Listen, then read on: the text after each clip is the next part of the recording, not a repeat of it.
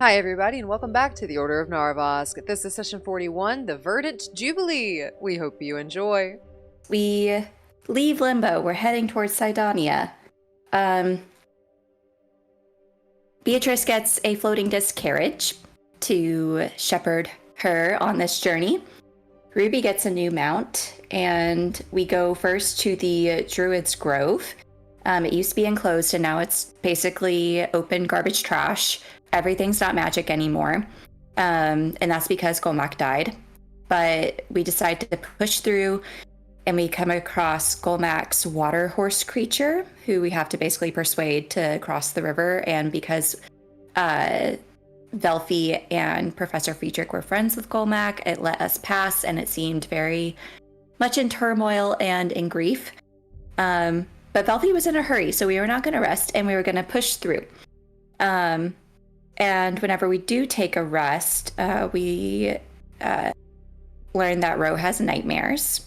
We did not talk to him about it, but he has them. We also, in the next day, as we were traveling, we shifted to an area that had dying and corrupted trees. And there were these like little trinkets and treasures everywhere. And then these aberrations that came to basically fight us. And they had trinkets and treasures on their back, but also tentacles and teeth. And during that fight, Quirin had another episode with his sword and lost, and had a vision of the admin building in Es Aurora, and he heard Hope talking to him, and also saw a mirror with a long red-haired, dual-eyeballed man. Not dual-eyeballed, what is the name? A duochrome or like... Heterochromia. Heterochromia. And Velphie, whenever she talked to Quirin about this, deduced that he was potentially seeing visions from the past, and also that his sword had a corrupted soul inside of it. Another thing to note is that during the fight, something tried to become like a parasite within Velphie, and it did not work. And we do not know why. Ro, after the fight, also basically jumped down Velphie and Professor Friedrich's throats, saying that essentially, like, everything that he experienced was their fault. And he also was very hesitant and shocked to believe the news that the Order was trying to stop everything that's been going on. Or the Order was not trying to stop, that the Order was like behind it and was causing all of the stuff with the souls and with Shadowfen. He did not want to believe that Cinder made a deal, kept the Order's name as Narvosc, and then just betrayed Sydonea. And pointed a finger and said it was because of particularly Velphie and Professor Friedrich that Violet was rotting in pleasures. He also called Beltov a monster, which was insensitive. It was rude. It was very rude. And Beltov walked away and was pretty silent and melancholy the rest of the night. And the last note I have is Ruby talked to Little Blue one more time. And I think the next day we are waking up and forging forth to Sydonea and to pleasures. Yes, that was perfect. So you all are currently waking up at camp. The weather is a little chilly today, overcast, but not currently raining. As you all start to wake up, Quirin, you were not woken for your watch. Beltov took the whole thing. Therefore... Right. Yeah. So, as you all are waking up, what are you doing?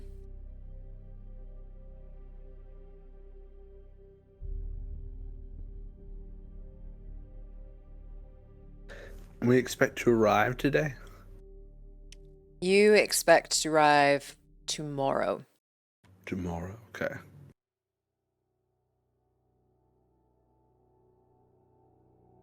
How were the watches last night?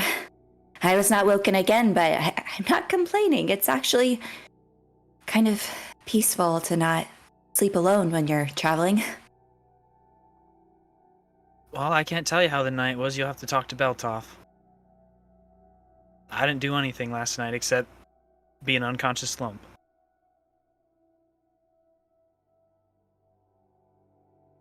Professor, you didn't take a watch either. No, I believe he said he had it covered. I think he was. I don't know what he was up to. I don't recall seeing him last night. I'm sure he's around here somewhere. Not after the little conversation we had. Right. The conversation. Just making sure, Velphie. Are you awake? Yeah, she's awake. She would have gotten up early. You didn't. It was just Beltoff. You didn't take a watch either. No. Slept through the night. Huh. I have a question about the conversation because it didn't seem to go very well for the two of you. That's fair. Yeah. It bothers Beltov to have a reputation, I think. It bothers me sometimes as well, though at some points it's kind of nice to be known for something. Does it bother you what Ro thinks you did?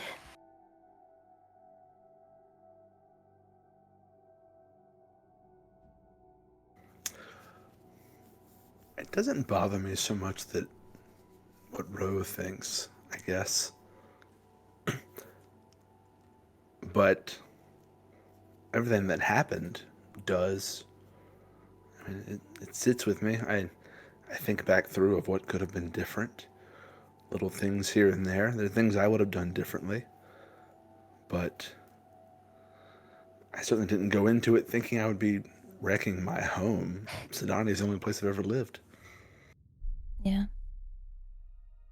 I mean, I guess I'm the same way. Like, I probably could have gone about things differently.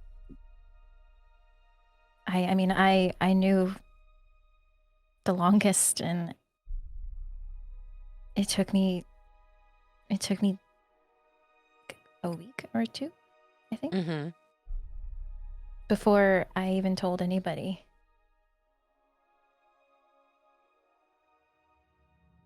But I don't, yeah.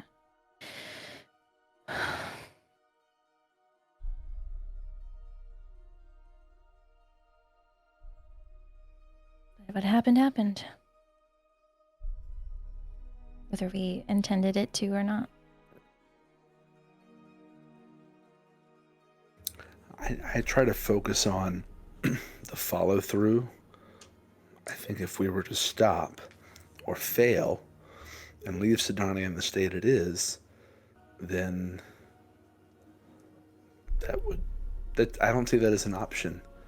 I don't know if it's me trying to do the right thing or me trying to make up for my past actions, but I feel like we have to restore it to what it once was and can be, and that it's a livable, safe place again.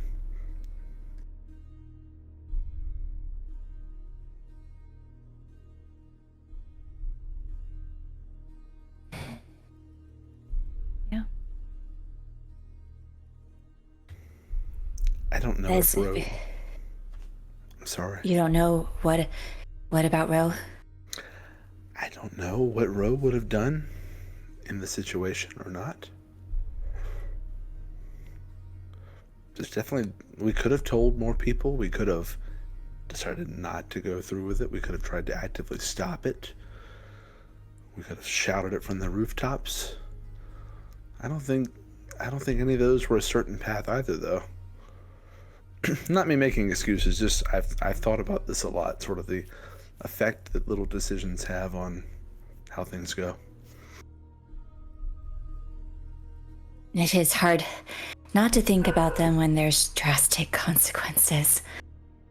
Every little step, every day that passes, when you rethink the conversations or the moment before all hell breaks loose, it can bubble up and make you choke, make you see things that you don't want to see. I don't like that he blamed you. I didn't think it was your fault. Everything they said in Limbo, I think it was the step that had to be taken, and I'm sorry that's fallen on your shoulders to bear the weight. But I'm glad you're both resilient enough to not let it push you down.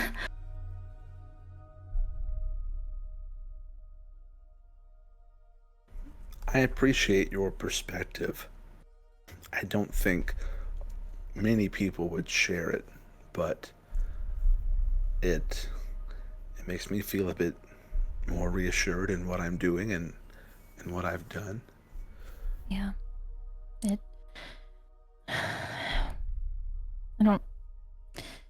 It does bring a comfort.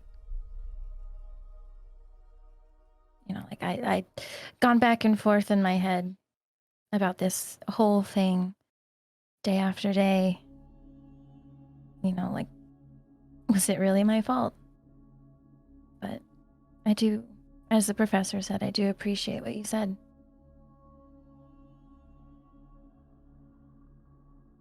And even if we are ultimately to blame for it, or Limbo, or those that directly orchestrated it, anything, at some point, the sort of facade of the order had to be broken. And I think there would have been fallout anyway. But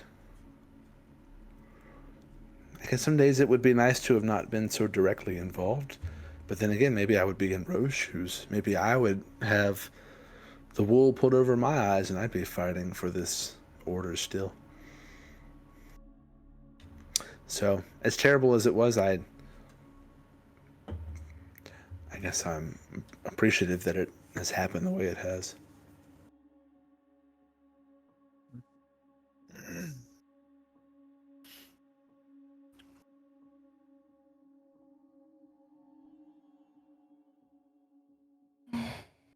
Yeah.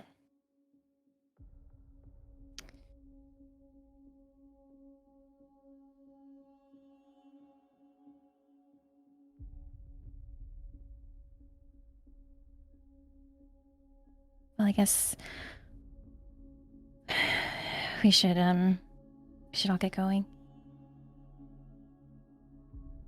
One more day. Yeah, and I don't know what time we'll arrive tomorrow, but Peltov mentioned we wouldn't be walking through the front gate. So, hopefully whenever he decides to join us again, wherever he is, he'll elaborate on his plan. Yeah. Sounds good. And Ruby will go eat breakfast by the fire and continue making like a couple more little I guess like dead grass straw dolls. Okay.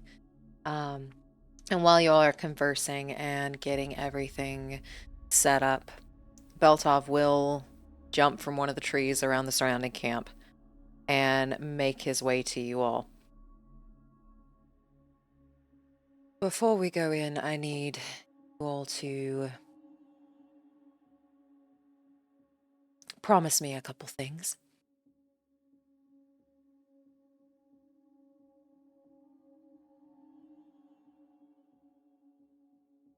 And what's that? When we go in, if I tell you to run, you run. If I tell you to leave it, you leave it and you go. Auntie and I have been going in for the past month.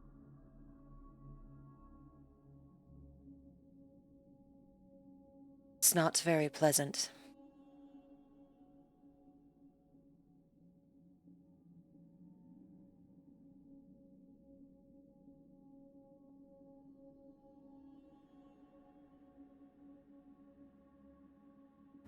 So, just stay close and do what you say. Just if I tell you to run.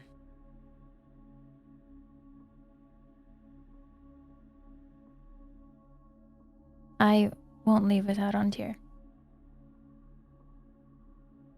It's not part of the plan to leave without him.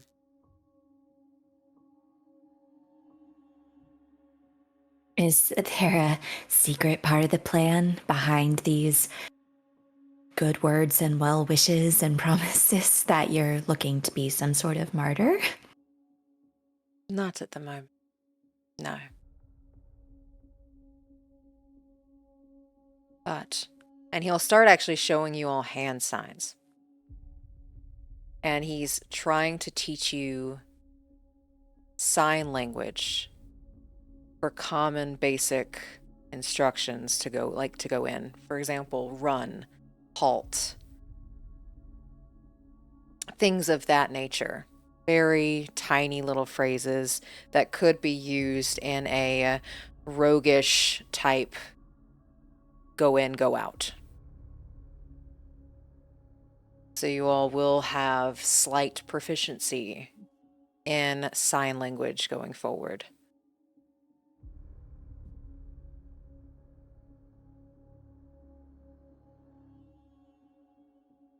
My biggest concern is getting you all out.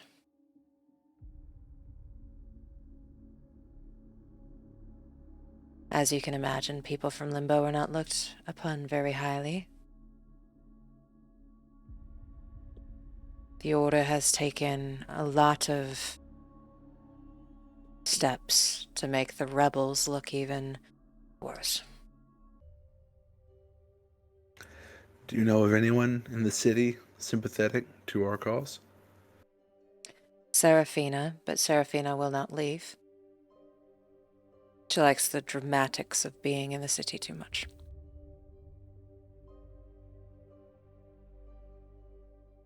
But no whispers of anyone else?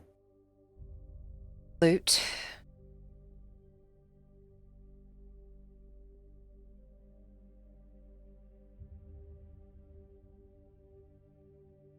Not much talk from anything else as far as I know. Talking about that kind of thing can get you very quickly silenced.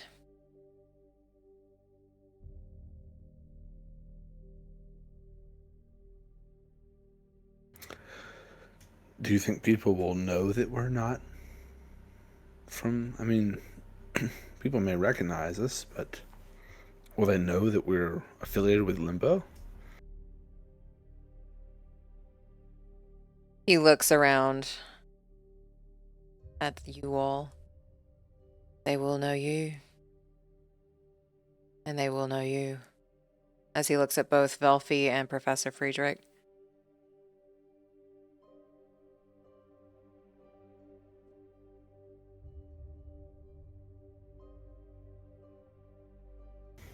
So we'll just make ourselves small then, until we found him. I have some disguises or disguise kits that we could possibly use. I'm not the best at it, but I'm sure you are both more talented than I am at that.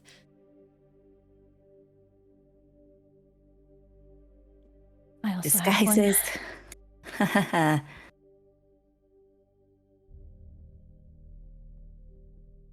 I don't think I've ever worn a disguise, not even a costume. I feel like I think you're a bowler hat kind of person. I can see it. I've always wanted to be the kind that could pull off a hat. And put on a hat.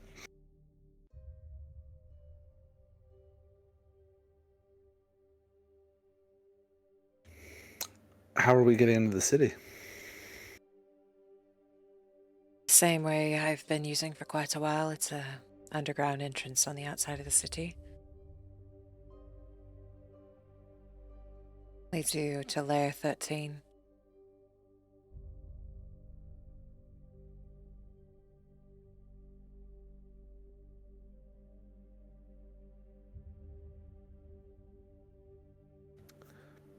We'll be ready. And Ro at this time will come over very, not begrudgingly, but slowly. He opens a little bag, starts pulling out order pens. And he will give one to each of you.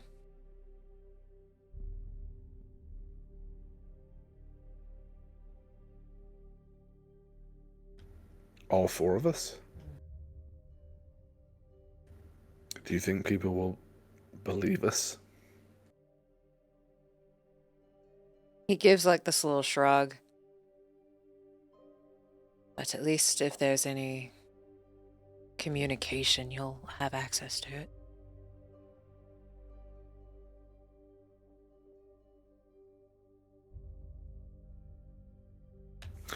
GM question. Mm-hmm. Does he know something we don't? Can I insight that? Or am I incorrect? Because I thought that the pins required the crystals to work. They do not require the crystals to work. That was the sphere, not the pens. Okay.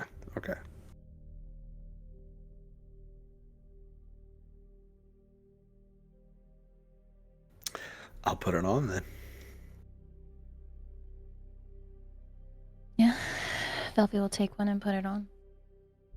However we're getting in is how we're getting in. And pin it right on. Mm-hmm. And then Beltov. And don't forget any points to your teeth.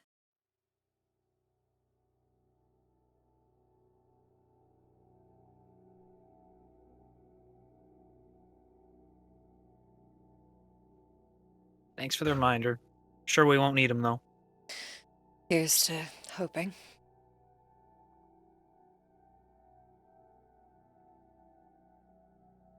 Well, while we're all gathered here, I have a few words to say before we leave. I've sung songs of heroes and hope, of great battles and impossible odds, but none of those tales mattered like this one does now.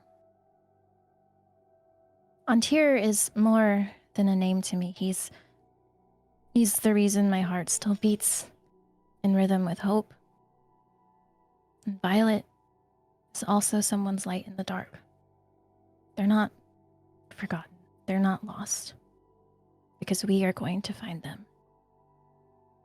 This is about love and loyalty. About holding on to the people who give our lives meaning.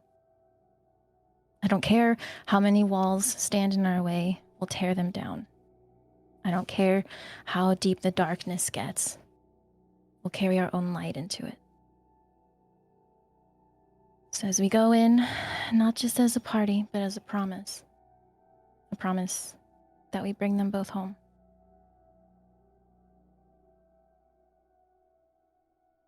And that's 15 HP.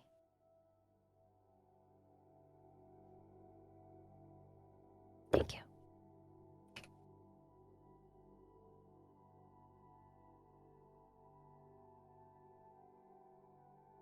I'll cast my disc and get it ready.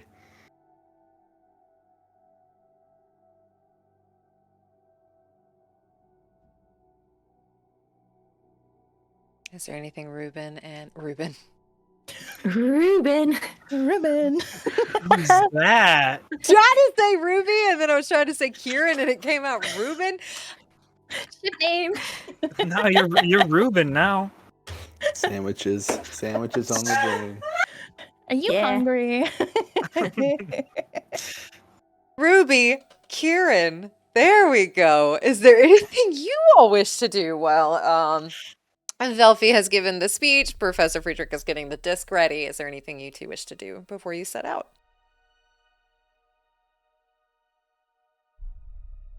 Probably catching Beltoff sometime while packing up. Just kind of off to the side, trying to be a little quiet with it.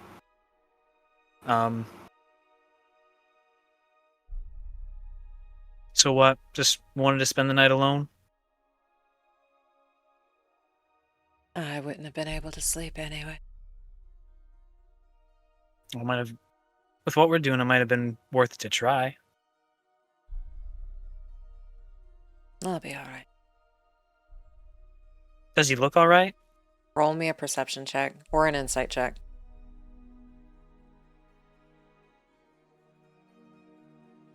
We'll do perception. Yeah, for 14.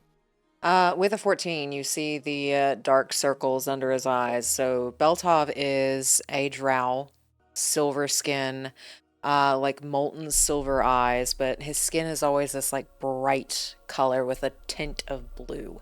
It looks like a deep purple under here today. Like he, in-game statistics, is having a point of exhaustion. Are you sure? Because you don't look 100%. Yeah, I'll be all right. All right. I mean, if you'll know when we're in enough shit, like, you'll try and get out too. Yeah? Of course. I don't wanna be stuck there again.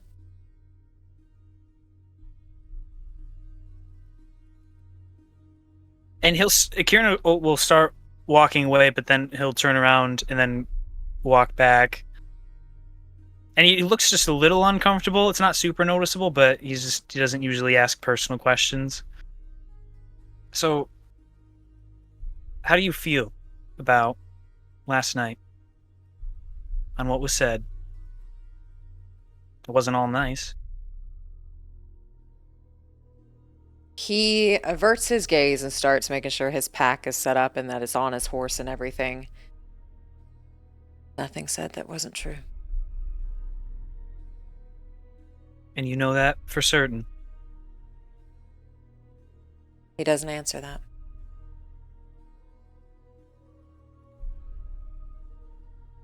All right. Look, if it's not something you want to talk about too much, that's okay. I spent time around a lot of people.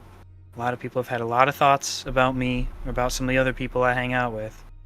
People I spent my time with, but what other people think of you has nothing to do with who you are. And even if you feel a certain way about yourself, we can do things to change that. He takes in a deep breath and he holds your gaze. Nothing can change what I am. He said, oh, sorry, what did he say? He said, nothing can change what I am. Oh.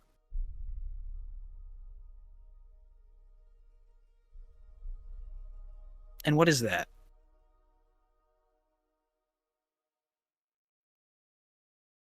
One of the three.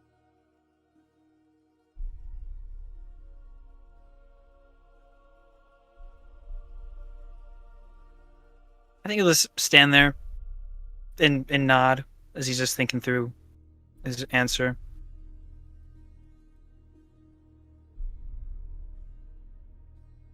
And that's just what you think you're relegated to. The monster. That's it. That's the potential.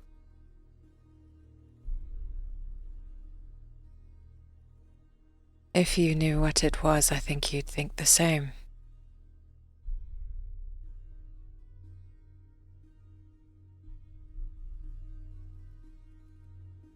You know, maybe. There's a lot I don't know about you and about what's happened. I know you've tried to do good, though. There's not many monsters I can name that try that.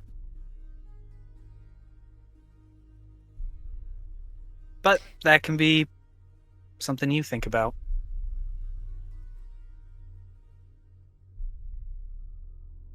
I appreciate it.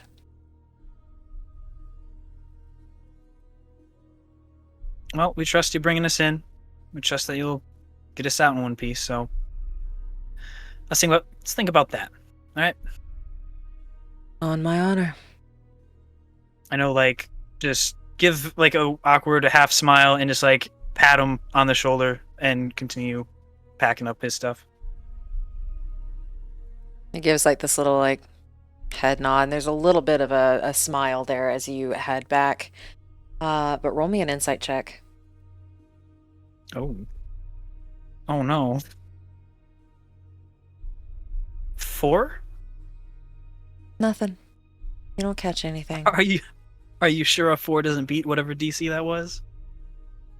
As he looks like he believes the words that come out your mouth.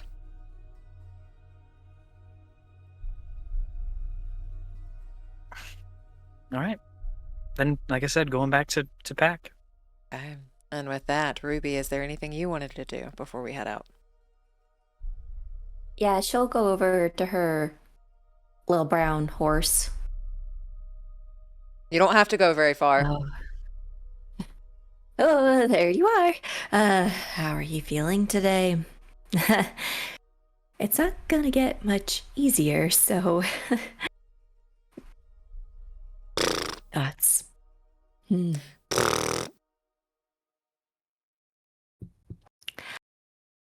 I really don't know what sort of comfort I can offer. Sounds like this is potentially a one-way trip, so even making eye contact with your beautiful chestnut eyes is really hard. They look like they twinkle a little bit. Oh, you're very cute, but there is the one rule, and the one rule is we don't get attached. So you heard the rule, right? We don't get attached, and then Beltov's rule is if he says run, we run. So if I run, you run. Got it? I really don't want to leave you behind. I don't want you to die. But okay. There's this little nod, and then, like, at the second you stop talking, nose is, like, to your shoulder as she needs physical contact. We will work on that. All right. One more day, and she'll finish getting ready and get saddled up. Alrighty. You all are able to get saddled up and start heading out. Velphie rolled our d20 last time. Ruby, will you roll it today? Yeah. 9. Alrighty. With that, roll me a d6. I reached right into my bag, and it was the first thing that came out. It's satisfying. A 6. Okay. With a 6, you all are able to continue your day. You're getting closer to Sydonea. Ruby, as the day continues, those whispers get stronger. They get louder. The closer you move towards Sydonea, those whispers are there, and they're just louder and louder and louder. For a while, she's humming. And then after a good time has passed, it's so loud. It's all I can hear. Velphie, how about a song?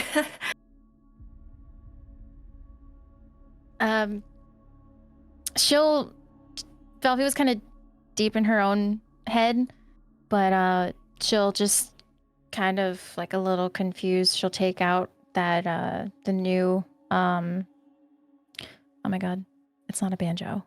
That's the word coming to my head. Flute? Flute, thank you. Get out your banjo. You You haven't spoken to me in a while. Where have you been? I miss having conversations. You haven't had a conversation with me. Why are we not talking? I know, I'm sorry. There's been a lot going on.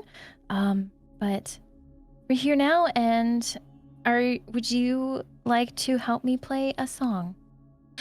We're playing music. Did you know music actually came from Seraphim many, many, many years ago? And then she kind of goes on a tangent about that for a little bit. So yes, I would very Okay. much like to play a song. Perfect. Interesting. I didn't know. Okay.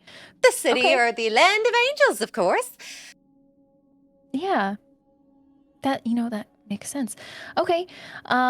Well, if you're ready, then she'll strum a chord, make sure it's in tune, and then she'll sing a little song about oh god, what was it about? It was about a white fox. Some celestials are not very nice. She just keeps talking too while you're playing about this song about the white fox, and she plays really well. It's a beautiful tune that you're playing, but she just keeps telling you facts. I would say because she's not used to hearing a voice while she's playing, she may kind of trip up every now and then. Well, that wasn't very good. Well, maybe if you would stop talking, I could focus. Oh, of course, blame it on me, the one who hasn't had a companion in over 500 years. I understand, that's fine. Okay, I'm sorry. You're right. I should be more what's it called? Sensitive to the fact that you've been alone for 500 years. How actually did you get there? Oh, my last owner left me in a Sorora. They died. Oh. Lots of people have died. I have been with a lot of people. And she kind of continues on with that. But she does after her little tangent. I will not talk as much as long as you talk to me while you're playing. We don't want people hearing that come from me. I am useful and I am pretty and I make pretty sounds. You are useful, you are pretty, you make pretty sounds. Oh, I like you. That is our mantra. Well, I try to be personable, but you're not too bad to talk to either. The last object that talked to me was very mean, so... Oh, you had a cursed object then? Those are fun. Sure. If you call seeking vengeance and potentially attacking your party members fun. Well, it sounds like they were angry. Sometimes anger is the only thing that stays. It is a strong emotion. Love's a bit stronger. I haven't felt those in a while, but I do remember the intensity. Ooh, no feelings. Yeah, it's it's been a couple of years. But heartbreak, lonely, or bored?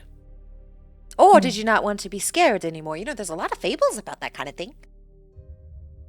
I guess it was a mix of heartbreak and loneliness. I had just lost my parents and I was spiraling. And one thing led to another. Sold my soul and didn't feel the pain anymore. Celestials are not very kind. Yeah, especially, when they give your soul away to another being, and now you have to try to track them down to get your soul back.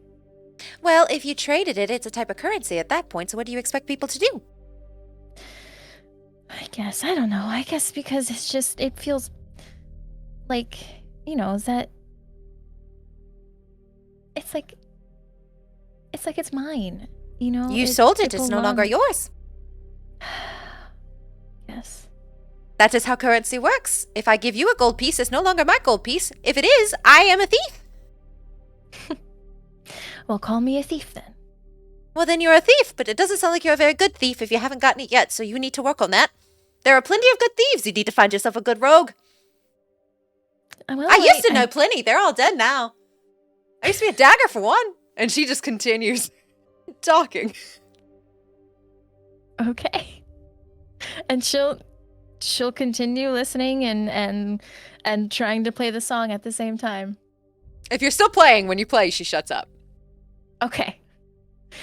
Okay. Yeah, so when Ruby asks for a song, she'll oblige. Roll performance. Okay. At disadvantage, because she still chirps up every once in a while. Okay, not too bad. Where are you? I just saw you. 16. It's still a really good song. Drowns out those whispers a little bit, Ruby.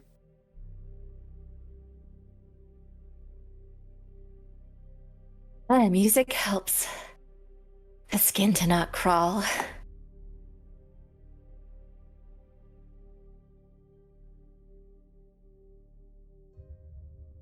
Professor Friedrich. The talking instrument, is it within Velphie's head or is it audible? It is only audible to Velphie. Okay. And it's only audible to Velphie when she's holding it. Okay.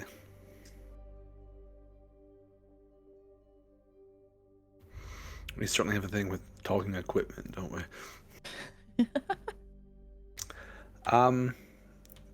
As we're walking, can I walk up to Ruby? I'm walking, everyone else is riding. I just walk up beside Ruby's horse as we're going. And I would just sort of not like trying to be secretive, but just quietly just say, I've been thinking about what you asked us earlier, and I don't mean to burden your thoughts, but what do you think you would have done if Beltov came to you with this plan in Sydonea?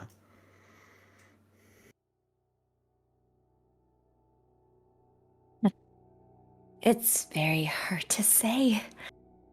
Let's say that it was the present Ruby with the voices and what I am able to do right now. I think I would have done whatever I could. The keeping of souls. They don't like it. They don't want it. They want peace. And that crystal sounded like a small bit of hell.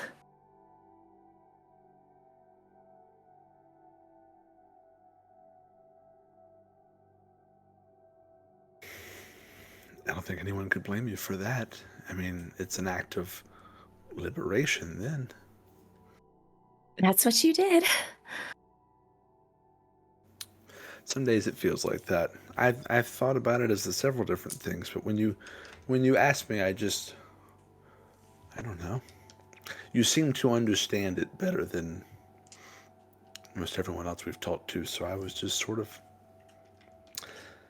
curious about what you would do in our shoes. It's a difficult question, I know, and it's not like we were just presented with some yes or no question of, do you want to blow up your home?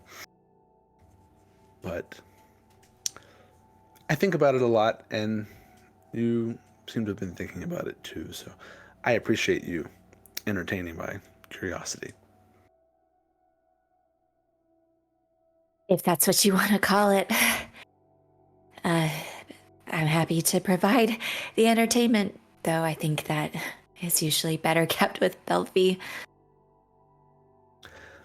Maybe that wasn't the best word. I guess what I mean is, for not just immediately shutting down my questioning or avoiding the question. No, it's fun. It's fun to think about the what ifs. But hard whenever you apply them to yourself. It's easier to ask someone else to think, what would you have done? How would you have responded? It's supposed to elicit that one feeling, empathy.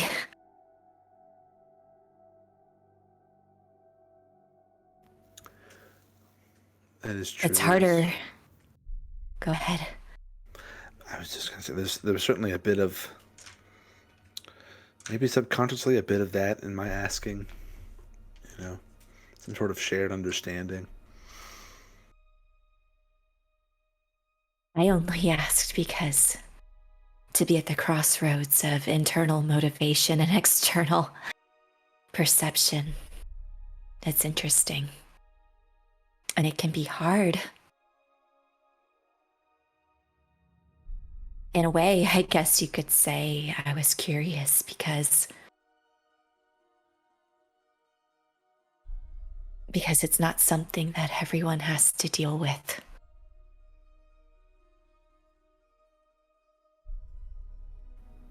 Certainly nothing I thought I would be dealing with in my lifetime.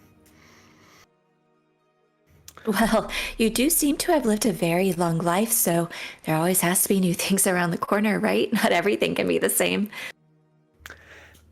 It was a very quiet life for most of it so far. It's really taken off in the past few months, for better or worse, but I would say mostly better. Beatrice seems to think so. She likes that floaty thing. It's kind of like she's on a magical carriage of sorts. Yeah, I mean, at this point, she likes to help. At this point, it's companionship. That's how she helps. I wouldn't be out here without her. I probably wouldn't be alive without her. A noble goat. Indeed. I can't help but think we may be faced with another set of impossible circumstances tomorrow. And I suppose hopefully we live to ruminate on those as well and wonder what could have been had we chosen differently. And this time will certainly be easier. Like you said earlier, you learn from failures. You didn't say the word failure, I thought it, but you learn from past circumstances, if that's a more accommodating way of saying it. Failures is accurate. It's true. Failure's not necessarily bad if you learn from it, like you said. So tomorrow will be easier. You've already been through worse. And if we fail, we'll just have something new to learn. Or something like that. Something like that. We are going in the right direction, though. I can hear all the little voices. More or less than usual. A cacophony.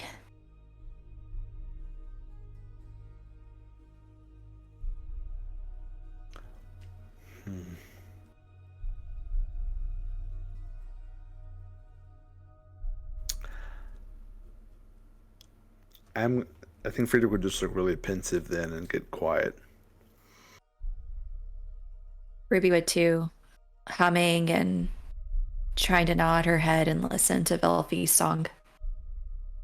And while you're humming again, little blue, Little boo.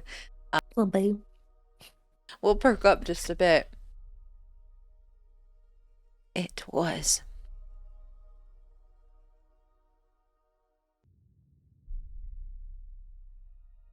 Was there more to that sentence, little blue? You said it was hell. It was. You were there. How interesting. You remember? I remember when it broke.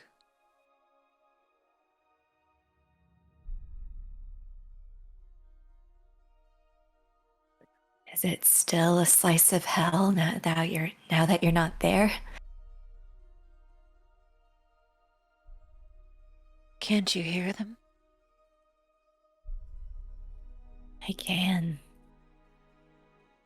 It's all thrown together.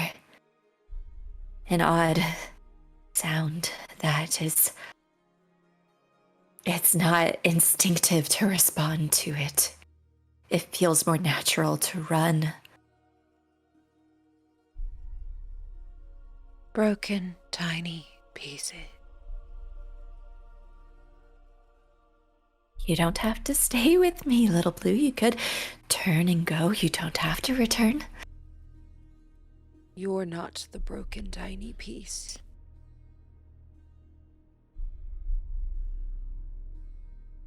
I'll leave it to you. It just kind of nestles into its little hammock. Where you go, it goes. Understood. Quirin, is there anything you wish to do on your day travel? No. I think he'd be pretty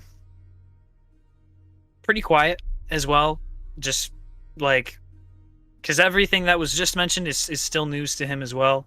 So just thinking about that and just trying to stay focused for whatever Sydonea is. And as you all continue traveling, you all begin to shift.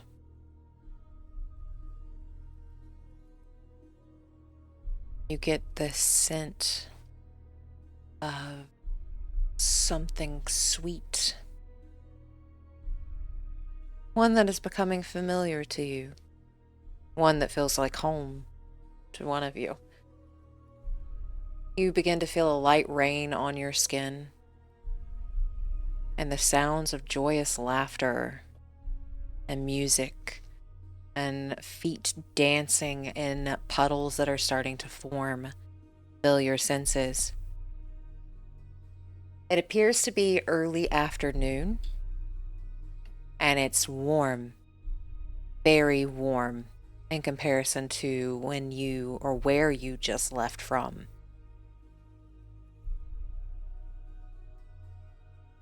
Even though it's raining, all of these different types of fey creatures are celebrating. As you have just shifted into the middle of a celebration. And they don't seem to pay you any mind, as they seem to be enjoying what is around them. Nature is growing abundantly in this area, in this city. You all seem to be near the center.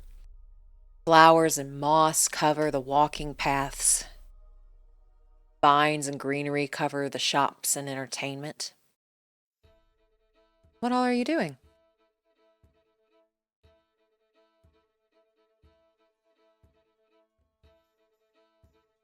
Are the voices still as loud or present? They are present, but nowhere near as loud. And not as many. Yeah, Ruby immediately slides off her horse and gives like a big exhale of relief.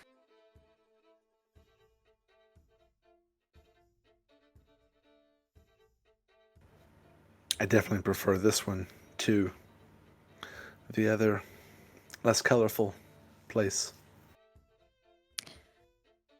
Yeah. Although it can still be a gamble with this one too. But most of the time it's good.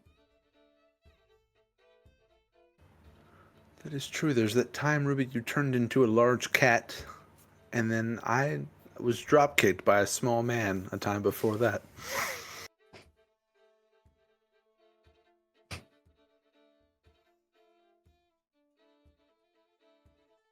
There's something nearby. Festivities of sorts. Is that what I feel here? It's an atmosphere that's way more joyous than the last shift.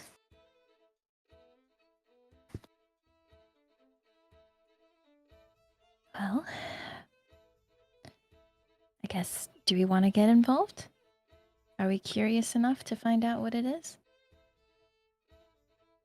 I mean, we're here, aren't we? What else are we gonna do?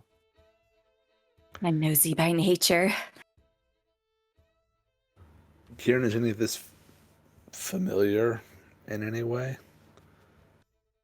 I'm glad you asked, because I was about to ask the DM. Yes, so this is the Verdant Jubilee. It is the first Okay. day of summer in Summer Court. And he'd share that. Things do tend to get a little rowdy from time to time.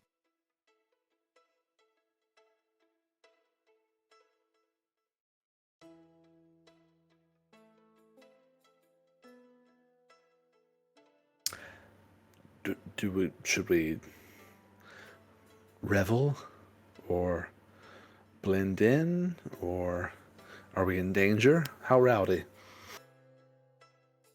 Rowdy enough to have a good time, not rowdy enough to be in danger. We'll be okay. But I've never actually been here for one, so I want to explore a little bit. We have the time. And Quirin will start. Well, I guess how far away are we from like the middle of the whatever celebration is going on? Y'all are pretty close to, like, y'all are in the middle of the street. So, like, Okay. people are celebrating all around you. It seems like the epicenter of everything, though, is not too terribly far in front of you, maybe 50 feet or so. And you all can see, like, people and fey creatures of all different kinds are dancing in the rain in the streets. Roll me perception checks if you all will. I also have a question, if I may. Yeah, go ahead and ask. Is anyone looking at us oddly? It just hit me that normally when we shift into somewhere we're alone to start, and I wonder if, like, do we just pop in? Do we just sort of appear in the crowd? Is anyone looking at us like, who the hell are these people? Tell me your perception check. 19. With a 19, there are a few glances that come your way, but this is the Feywild. They're kind of used to that, so they just go, huh, and then go about their own business.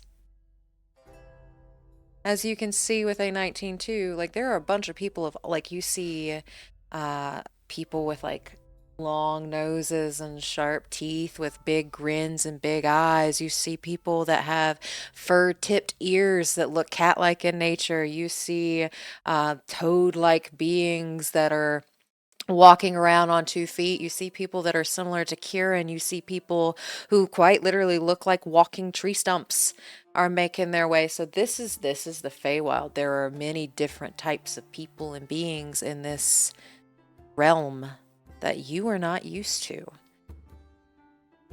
And before I tell you anything else, what's everybody else's perception? 23. 16. 15. Alrighty. With a, we're going to start with a 15. And anything, if you rolled higher, you see all of this too. You see an Eladrin that you all met a couple days ago dancing in the streets. The woman known as V to you all is currently dancing in what looks like this epicenter that's kind of square in nature, and they're doing some kind of courtly, like, little shindig with each other and changing partners and laughing joyously. Again, you all see vines are covering the streets. It's lush. It's like a light rain. You get the sense of all different kinds of, like, sweets and food that, like, looks like it might glimmer just slightly. And with a 16, you see where the music is coming from, and it's a very lively band full of all of different types of fey creatures. Entertainers such as fire dancers and bards of all sorts with different kinds of musical instruments you all have never seen. With a 19, there's a knife juggling show where people are showing their talents. And with a 23, you see all of that. And you see that people are gambling at different tent sections. People are ready to like gamble their gold away or make money today and then immediately go spend it at Glimmer Grove Hearth Tavern, which is towards the left of the main center. Quirin, with being from here, you do see all these people dancing. You see the one who gave you the teleportation scroll the day before. You do know that if your friends start dancing, you will have to pull them away. Because things don't work the same way here as they do where you are from.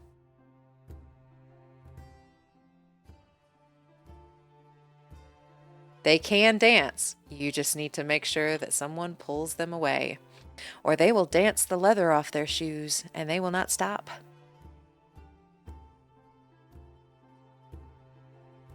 Then maybe, if I may, tag a little extra part onto what Quirin said about it not being like a dangerous rowdy. I'm just adding on a little piece of dialogue to that.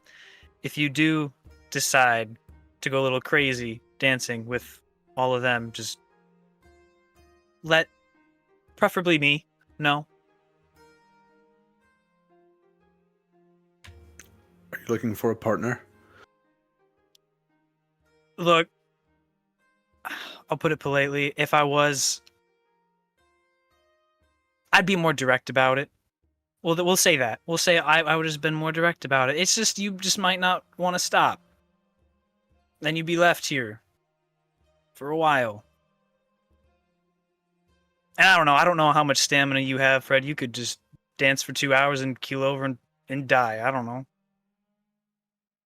Honestly, 2 hours would be quite a feat.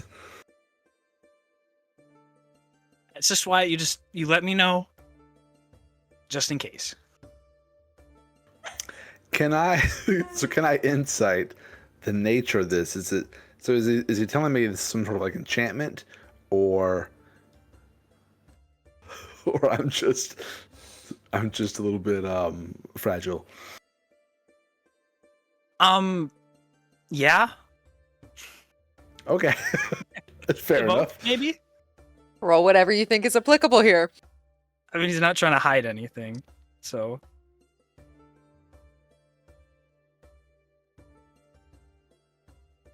What did you get? I got an 18. Yeah, I got a lot lower. Yeah. So I could Just pick like up that it's some sort of like enchantment thing. It's not just like the music's good. Yeah. And Okay. not to tucker yourself out. He's worried. Yeah, the disc only holds Beatrice, really, so I'll behave myself. Good. Other than that, I think we're threat free. I hope. I do see some games, it looks like, over there, and I'm assuming they still take gold in Sydonea. Probably not all these buttons I've collected. Maybe now's our chance to invest. Do you have some addiction that you haven't been able to tame? I've never done anything like that before, so I've lived a pretty quiet, easy life up until the past few months. DM, the enchantment charming thing not being able to stop, that is only for the dancing, right? It's only for the dancing. It's not for the gambling.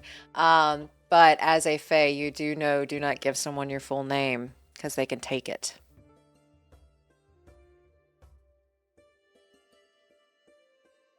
At least some can. And be very careful with what deals you make. I don't know how he would communicate that without sounding really ominous. So this is common knowledge to you. Oh, You do man. know that, like, Fae will sometimes take mortals from the material plane and, like, glamour them or, like, make them in a deal that they can't get out of and, like, take their name. And then if they take your name, anything revolving or having to do with you disappears. But is that like folklore or anything in the material plane? Or is it something only someone from the Feywild would know? It is folklore in the material plane as well. You can roll me a history check to see if you know. Also, you all know an archfey who has told you something similar. 19. With a 19, yeah, you know the folklore behind the Fae. They party really well.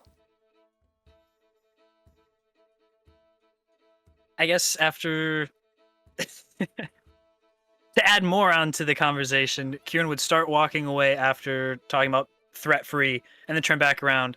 Okay, actually, don't give your name. Careful with any deals you make.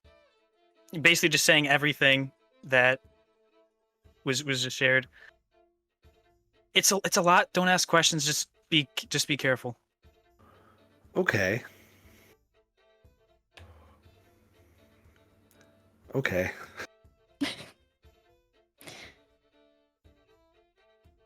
We can handle that, right? Don't tell anyone my name and don't make deals. At least not your Okay. true full name. You can give him some alias. I think that'll do. Velphie just glances down at her hand, just very quickly, and then just nods.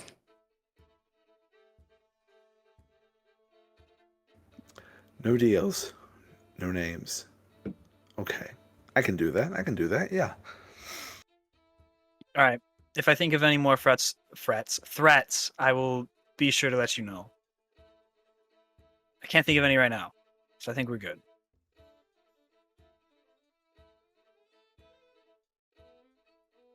And Quirin just looks a lot lighter right now. He's kind of happy being here, so.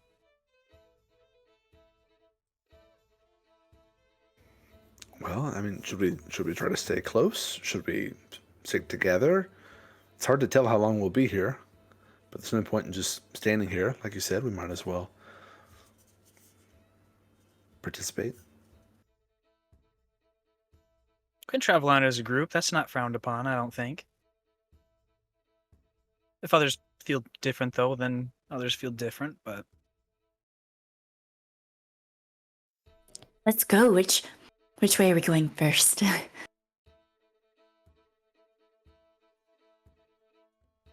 Fred said he wanted to spend some money, so... Maybe try there first? Something like that. Win some money. Win. It sounds similar to spend, but... I heard Right. spend as well. Mm-hmm. I'm sure I might can win. I don't know. I hear that every gambler quits right before they hit it big, so... I mean, you've had good luck in the past, so. Okay, so are we all on board? Spend money. Yeah. Alrighty, and you all see tables of games that, at least for 3 of you, are slightly unfamiliar, but they're similar in ways of other games that you've played, just called something different with maybe slightly different rules. The games you see currently played are Dragon's Chess. You see Horindo, Talanora's Favor,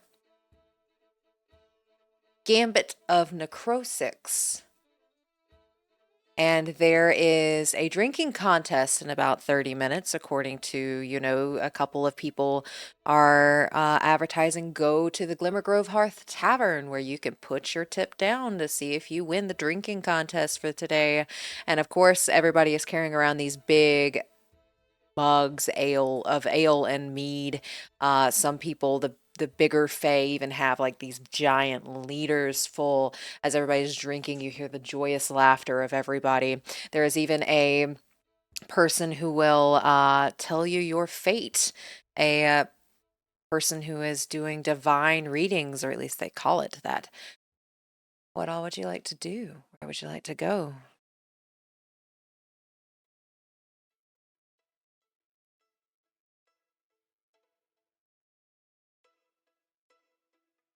In no particular order, I love a dice game.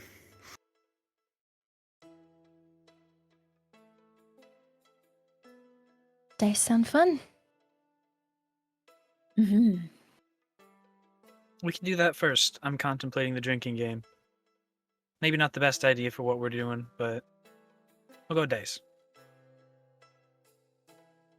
The dice game is Horindo. How many of you speak Elvish?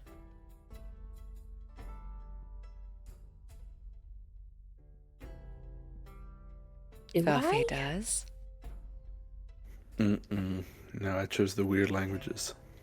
As I say, I think Quirin does too. Quirin, regardless if you have it on your sheet or not, you understand what this means. Yeah, yeah. I don't. No, I don't. Okay. So 2 of you know Horindo is liar, liar.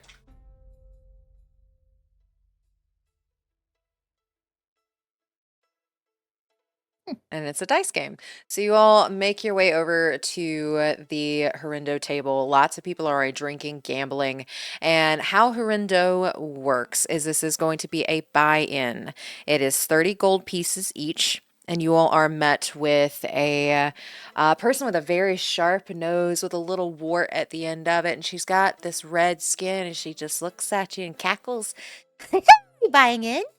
We're buying in, right? What can I do for you? Are you here to play Horindo? Are you here to be little liars? Or are we going to win?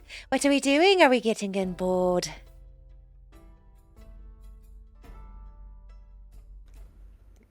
I believe so, but liars? We have to lie? Oh, no, darling, you do not have to.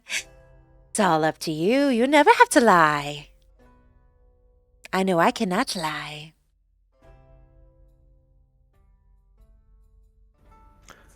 Okay. Are you buying in? Sure, I'm in. That'll be 30 gold pieces to me.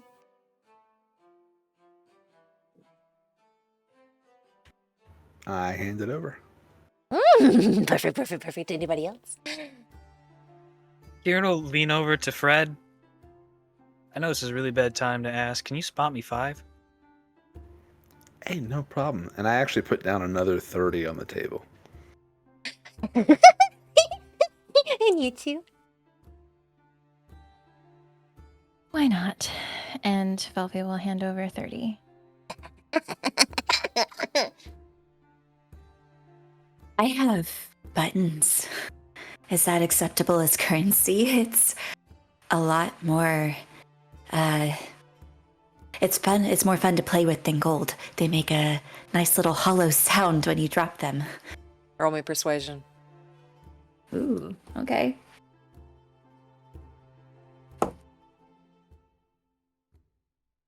How do I have good persuasion? I do. Okay. 21. Button, button, button, button, button, button, button. 30 buttons. She'll take one and immediately start biting on it. Button, okay, button, button, button. Okay, you all are right. We're button, okay. Go sit at the table, find you a group, and we're going to see how you do, whether you get the money or if I get to keep it.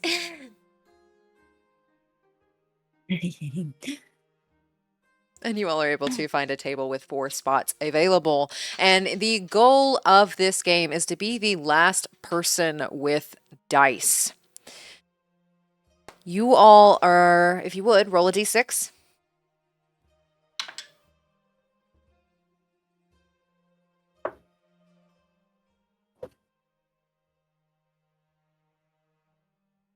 And then let me know what you get.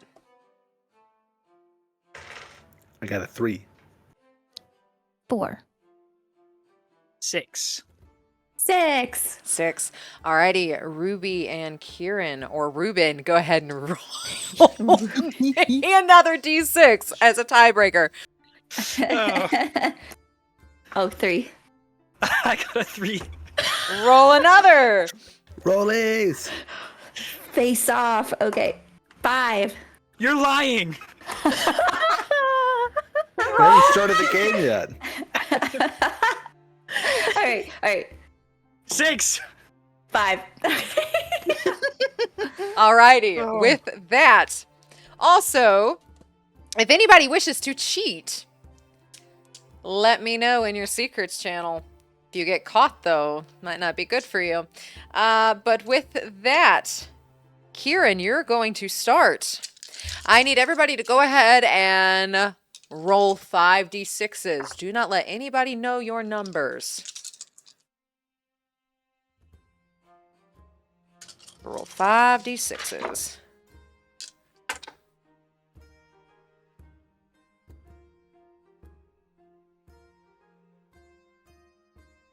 And Quirin, you will get to start the bids. How many face values do you think that there are? So you could do, there are 2 2s currently on the table. There are 3 4s on the table. You could say that there's 6 6s on the table. So it is completely up to you what you wish to start with. And for everybody who goes after, we're going to go clockwise.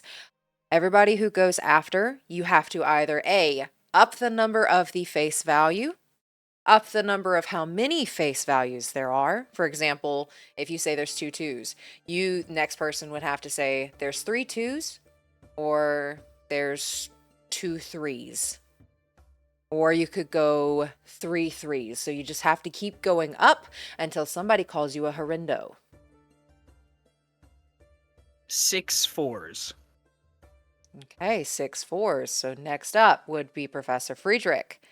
You can either call Quirin a horrendo, or you could say there's 7 4s, or you could say that there are 2 5s. Up to you how you want to do this. Okay. And there's many other combinations in there as well. I just gave examples. 6 4s. I'm going to say there are 7 3s. And with that, Velphie.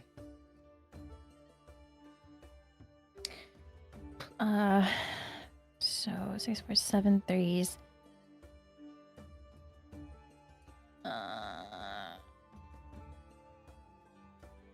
So do I have to go numerically? You do not. You Like can bump it up a lot if you wish. Okay. 5 5s. 5 5s.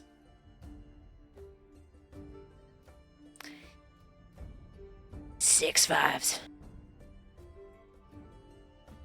Forrest, Is it the red person or is this someone new? you're playing with someone new. Okay. Is Beltov around? Beltov is around. He's just watching. A little smile on his face.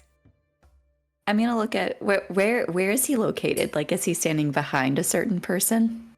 Roll me a perception check. Oh, 23. 23. Beltov is just kind of watching with a small smile on his face towards your table. He is a couple tables over, but his eyesight it is sunny, or not sunny, but it is daylight, but it is currently raining. What do you want him to do? What are you trying to do here? After that last person makes a bet, I'm gonna look over at Beltov and do a little like thieves can't sign for like you think he's bluffing. Ooh, does he know? He looks at you.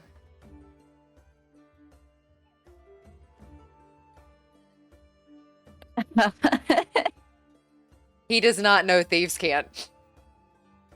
And at that, she turns around and then like grits her shoulders.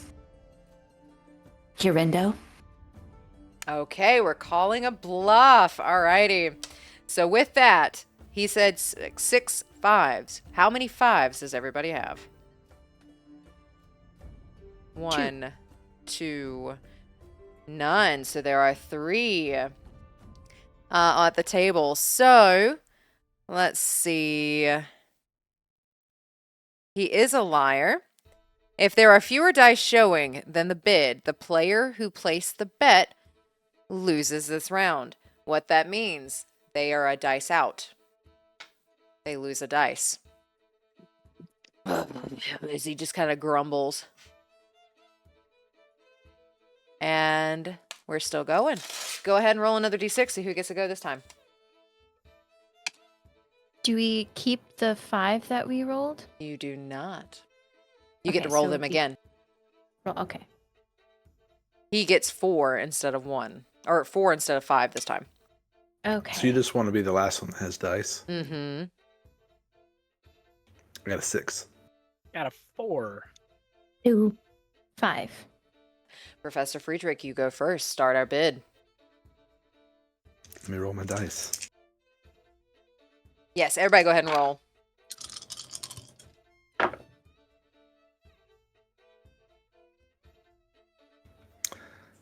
6 2s. Velphie.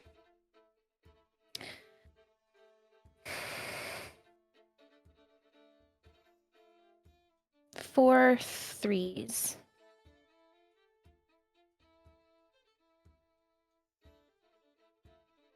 3 4s.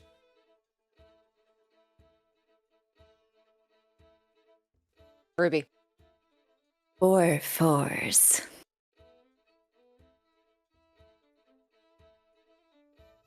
Quirin.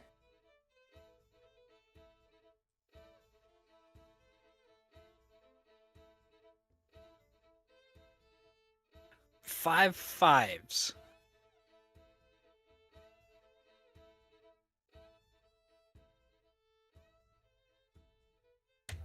Horrendo.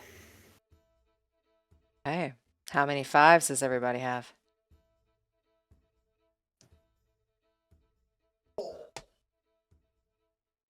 Okay. That means, Professor Friedrich, you called horrendo. You lose. You take 1 dice out of your pool. He was indeed not a horrendo.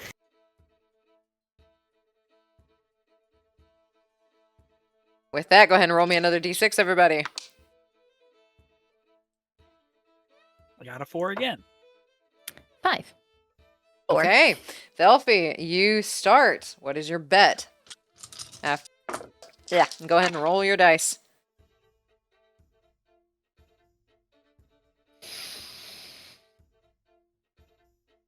5 1s.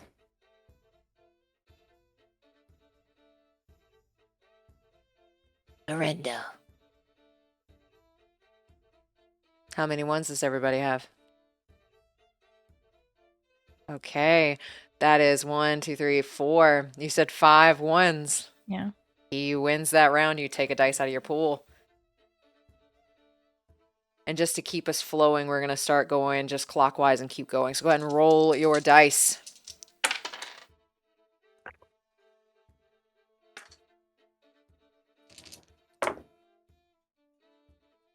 2 2s. 3 5s. Quirin. 4 5s.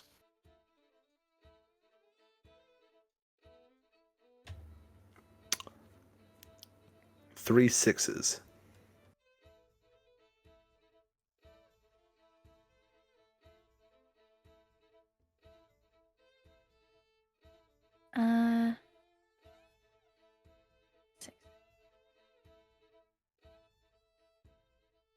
4 6s.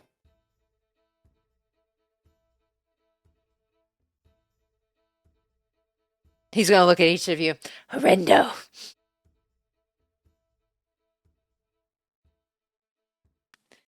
How many 6s does everybody have? Okay. So that's 2. Horrendo, you said 4 6s. You lose another dice. Oh, that was me. Okay. Mm-hmm. Cool. Roll your dice.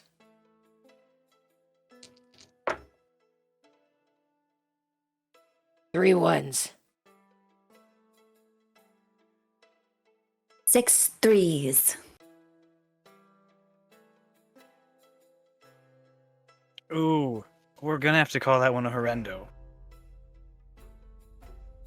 How many 3s does everybody have?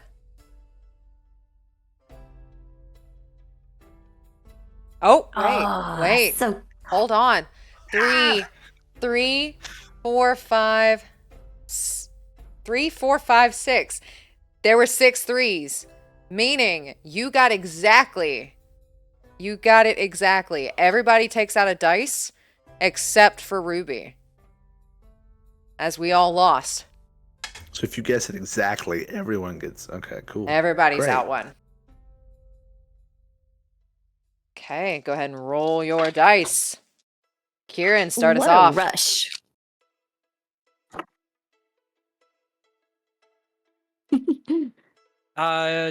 Two ones.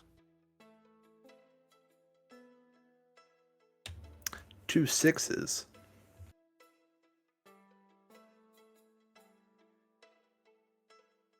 2 6s.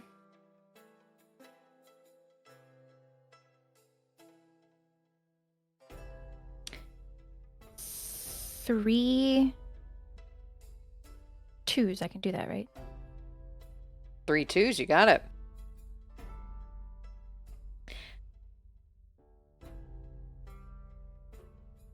Three 6s.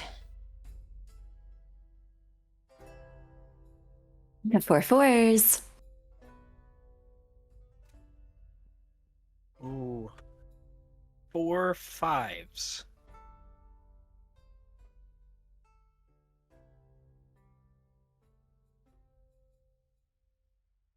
4 6s.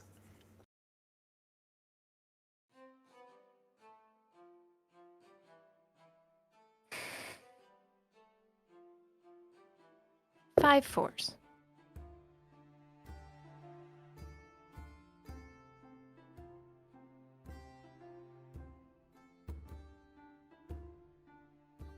5 6s. Horrendo. All right. Horrendo. How many 6s we got?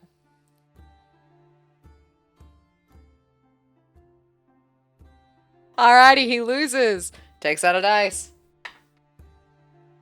With that, Ruby, go ahead and get us started.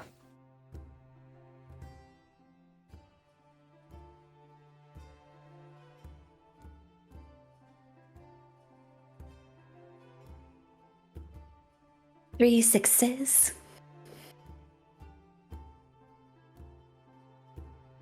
4 1s.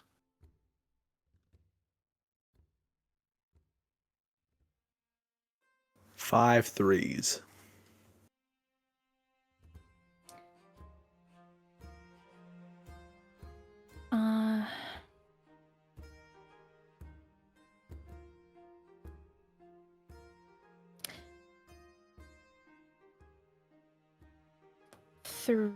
4 6s.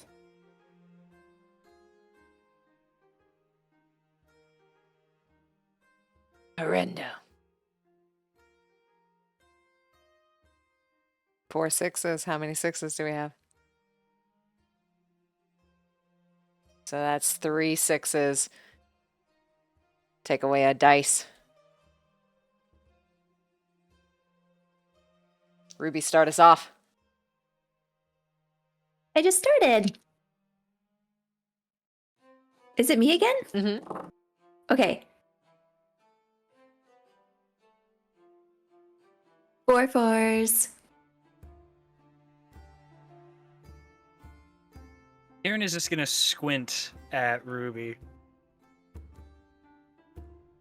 5 6s.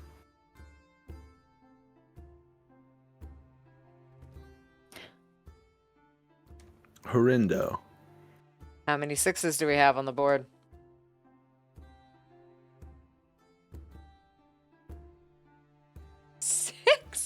Alrighty, so that was 5 6s or 6 6s on the board. Friedrich, take away a dice. Ruby just cocks her head back at Quirin, like, do you have a tell for telling the truth? Like, in her mind. He's gonna mimic exactly what she's doing. Just a little curious.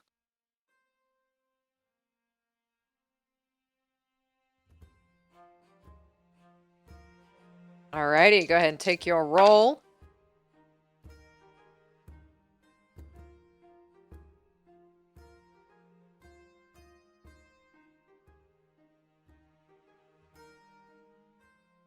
And Professor Friedrich. 3 2s. All right, 3 2s.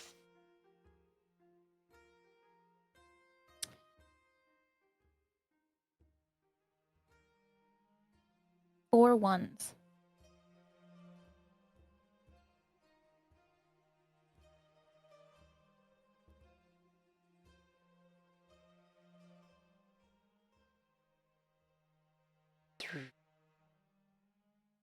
Three 3s.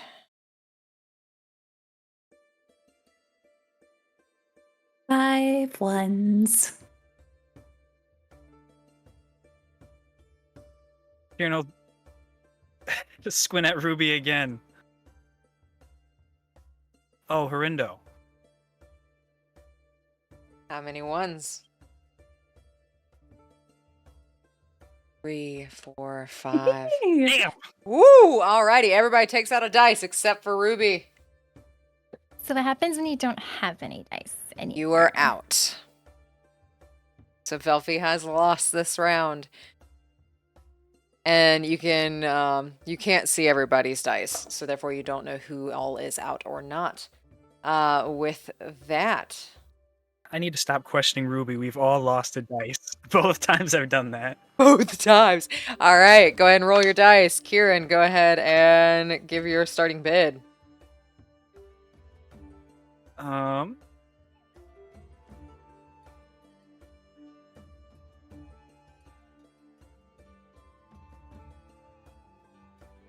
Four 5s.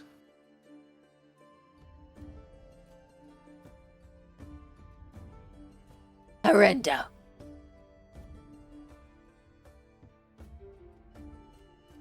How many 5s does everybody have? Ooh.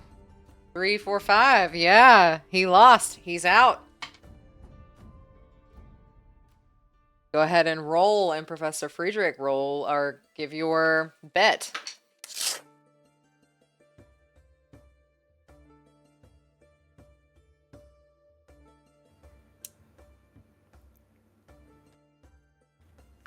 Three 1s. 3 1s. Ruby. 3 2s.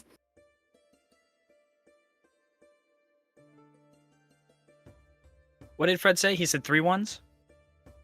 3 1s. And my name's not Fred, it's Thunderhawk. I don't know.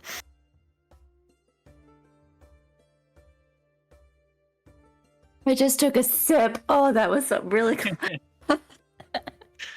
Looking at what both of them just said, he'll look at Thunderhawk first, look over at Ruben, turn back to Thunderhawk. 4 1s.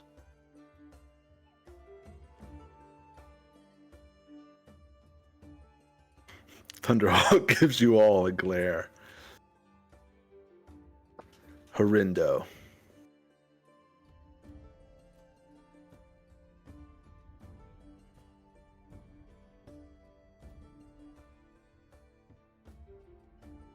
Ooh, 4 1s. Everybody but Quirin takes a dice. Ooh.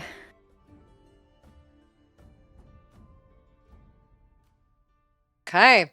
Between Ruby and Quirin, go ahead and roll. And Quirin, since you called Horrendo, go ahead and make your first bet.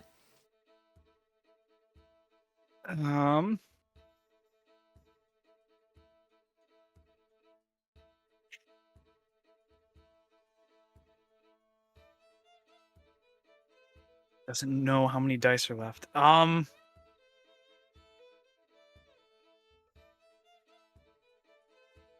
6s. Go cock her head. Do you have the psychic link established? No, not at the moment. Okay. Your window.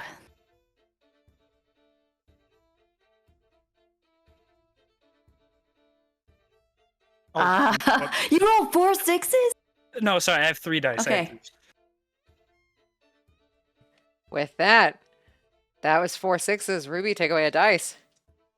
Yeah. All right. Ruby, go ahead and start the bet. Go ahead and roll your dice.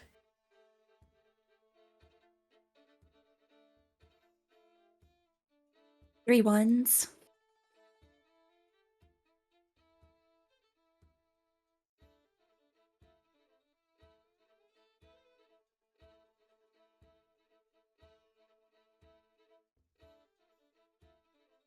I think he's gonna do the same. The squinting, the staring at Ruby for a second.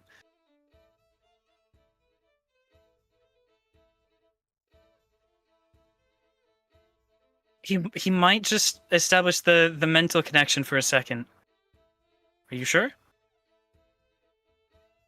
I was a little bold. Was it?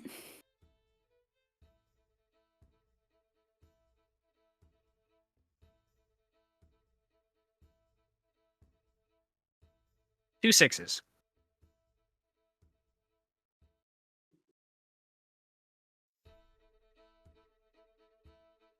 What was that about bold?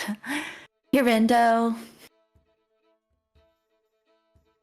And before he even shows, he gets a smile on his face. Sly. Okay, 2 6s. Go ahead and remove a dice.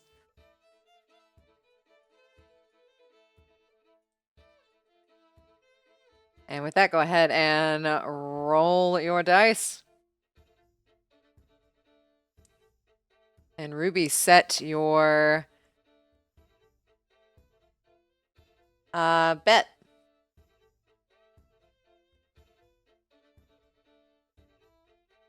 One, 3.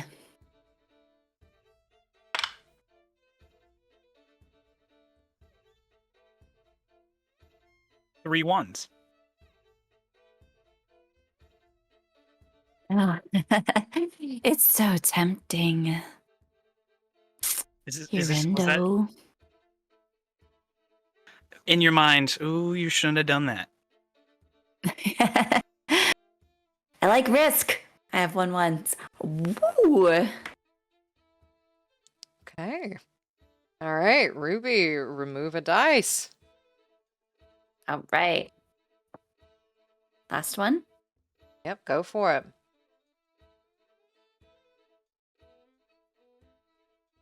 And I start. yes. Yep.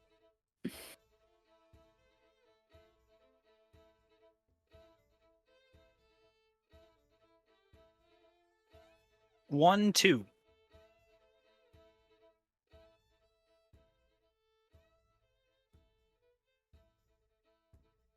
A difficult position. What are you gonna do? What are you gonna do? 1 6.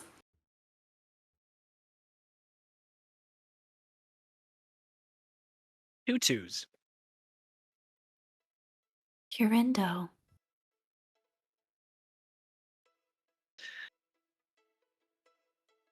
In Ruby's mind, life will just keep teaching you the same lesson until you learn it.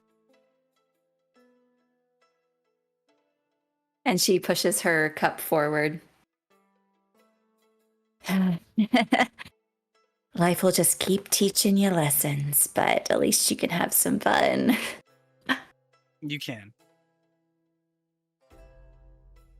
Alrighty. With that, Quirin, you have won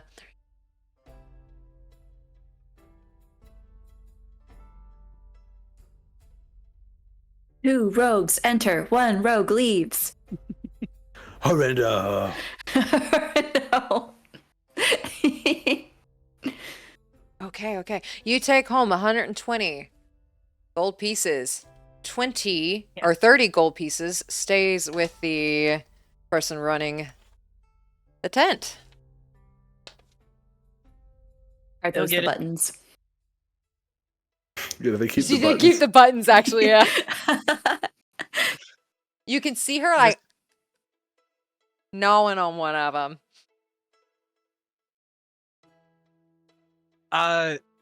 So wait, sorry.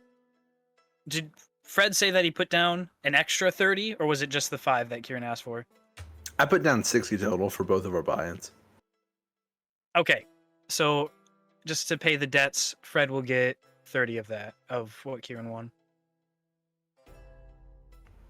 Why, thank you. There's no borrowing among friends, but you can buy the next game.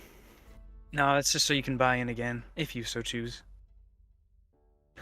I suppose, everything. We what else are we gonna do while we're here? There's plenty of options, but you paid for me, so I'll pay it back just in case. Quirin, roll perception for me. And I guess real fast, how much do you say it was? 140? So 150 would have been the total. She kept 30. So gave you 120. Okay, gotcha.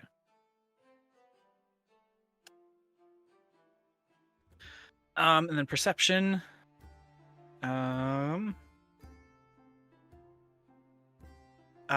16. Okay. Look in your secrets channel in just a second. Ooh. Secrets. Ruby will go up to Velphie. I think you like a little risk. I guess I do. Learned that about myself today. Quirin likes telling the truth. Maybe I should learn from Quirin and tell the truth. Lying is a good trait. I can be pretty good at it. Just not at that time. There's a lot going on in my head, okay? I know. I know. But you did really well. Yeah, it's good to go in without a strategy. Keep them guessing. I will keep that in mind. A game of chance. Empty your brain. Don't have anything going on up there. Okay. Good pointers. Yeah.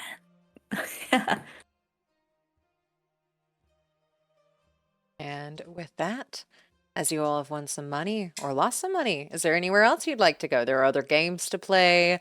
There are drinking contests to participate in. There's dancing and revelry. You know one person here. Is there anything else you wish to do? Yeah, can we stay here like 4 or 5 sessions or so? Sort of take it all in. Just play all the games. Have our own little mini Ren fair. Yay! Wait, why did we leave again?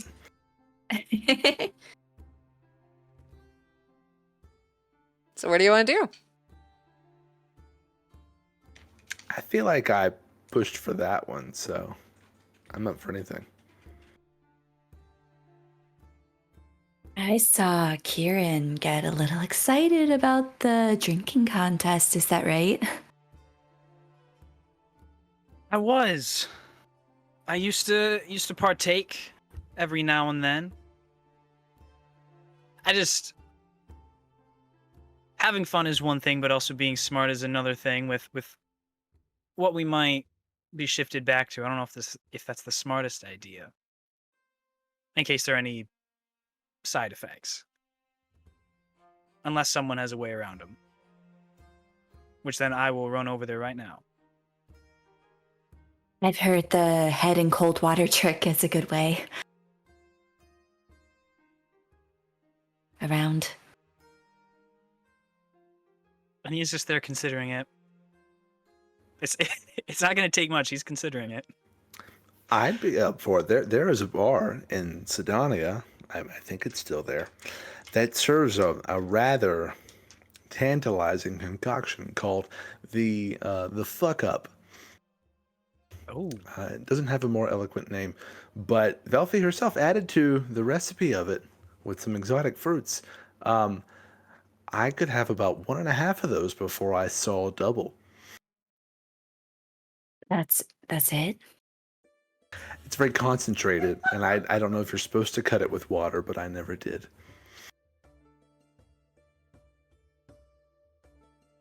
It's okay. You're older. Metabolism slows down. It happens. Practically crawls. I've never done a drinking contest. I've never been invited. I would do it. All right. Well, then here's your invite. I think I've been convinced. Yeah, and the good thing is, if you win, you get to celebrate, and if you lose, you usually forget about it.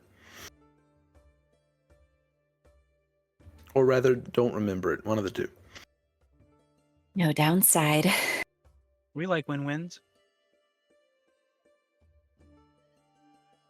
I'll Velphie? throw a little button. Oh, go ahead, Velphie. I'm good. I'm You more mean- than happy to watch. Good to try? No? More than happy to watch. Okay. All right. They'll sing songs of our victories one day. See, someone's got to keep track so I can create those songs that just sing out your accomplishments. Who else is gonna? How are people gonna know about the amazing Quirin who drank 40 tankards of whatever it is they're giving out? You know?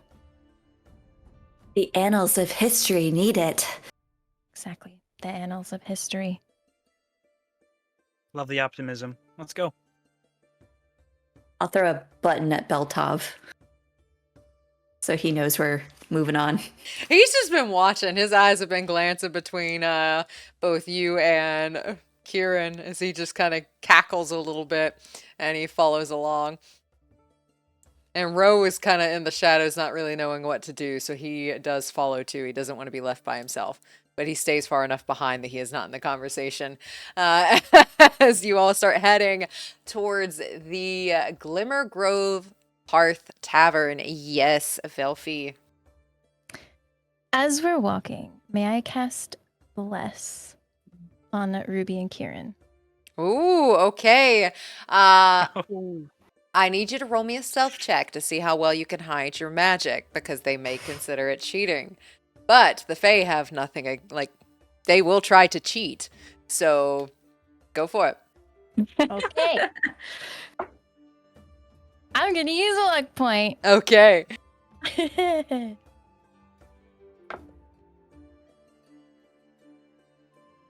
You have more. Oh You have inspiration. We're gonna use another luck point. Dice just doesn't like me right now. Okay, we can work with this. Dirty 20.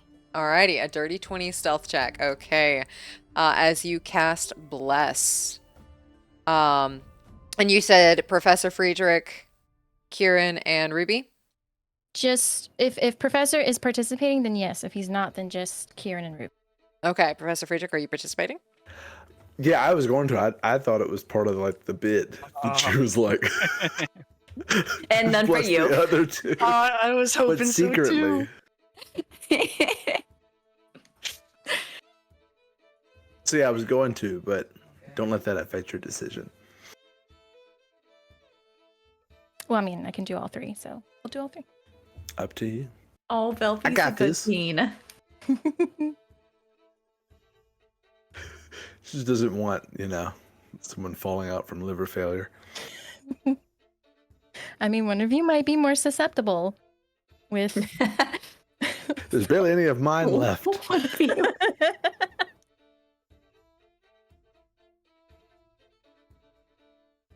Okay, as you all make your way over to the Glimmer Grove Tavern, it is currently packed to the brim, and a lot of people are starting to participate and sign up for the drinking contest. Professor Friedrich, we've already had Ruby roll for something. It is your turn to roll. Roll me a d10.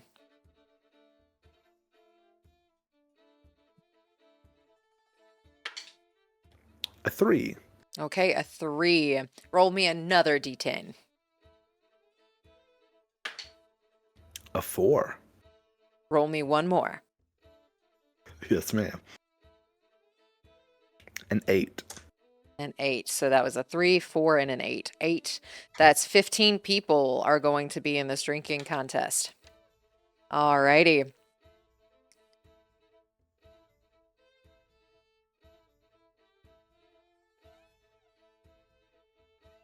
As you all walk in, again, it is already packed to the brim. 15 people are starting to walk over and get ready for this drinking contest that you all are interested in joining. It is covered with vines and greenery that glow these beautiful, like glowing berries on it that look like they may be toxic to eat, but they're really pretty. And joyous sounds come from this tavern as you all walk in. People are eating steaming plates of shimmering fish, and they have greens that seem extremely luscious, like the kinds of greens and salads that you are not used to. And there is bread that also just has this tiny little glow to it. As they are eating and watching, and you hear the bard's band over in the corner doing a little shindig over there, and it's very joyous, very upbeat. You all sign up for the drinking contest. So currently it is Friedrich, Ruby, and Quirin. Is Velphie participating? She is not. She is going to watch. So she can Okay. concentrate. So she can concentrate. Sounds good. You will also notice Beltov and Ro will also join this one. So with 3, 4, 5, there are 20 participants that you need to beat out of this drinking contest. The buy-in is 50 gold pieces each. Meaning, if you win, that is 20 times 50 for your winnings. That's a lot of gold. Does it cover the cost of all the booze? They do say if you win the drinking contest, you can drink as much as you want and they will not charge you for the rest of the evening.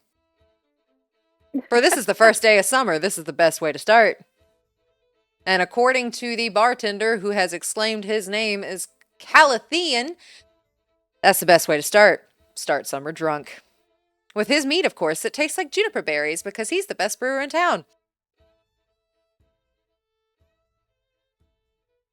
At the entry point, Ruby will also barter. There's buttons that are very... In some places, they are currency. Perhaps even better than gold.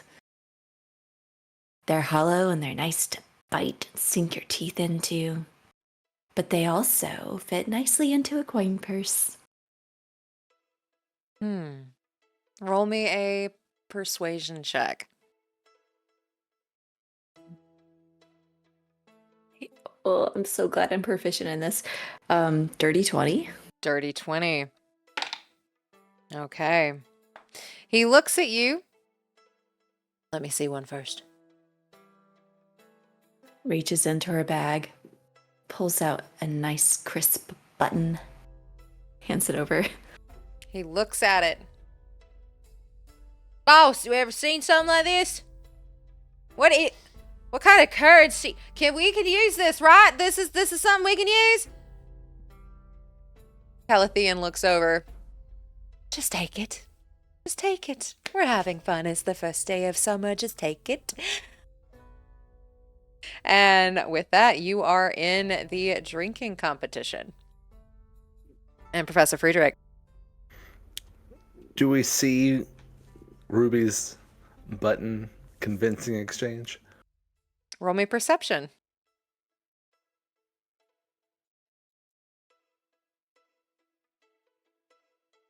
Can I get his name? Yeah, you may. 14? Mm-hmm. 14. 14. Alrighty. Since he exclaimed it, he's not being quiet about it. So yeah, with a 14, you can see that Ruby's using buttons.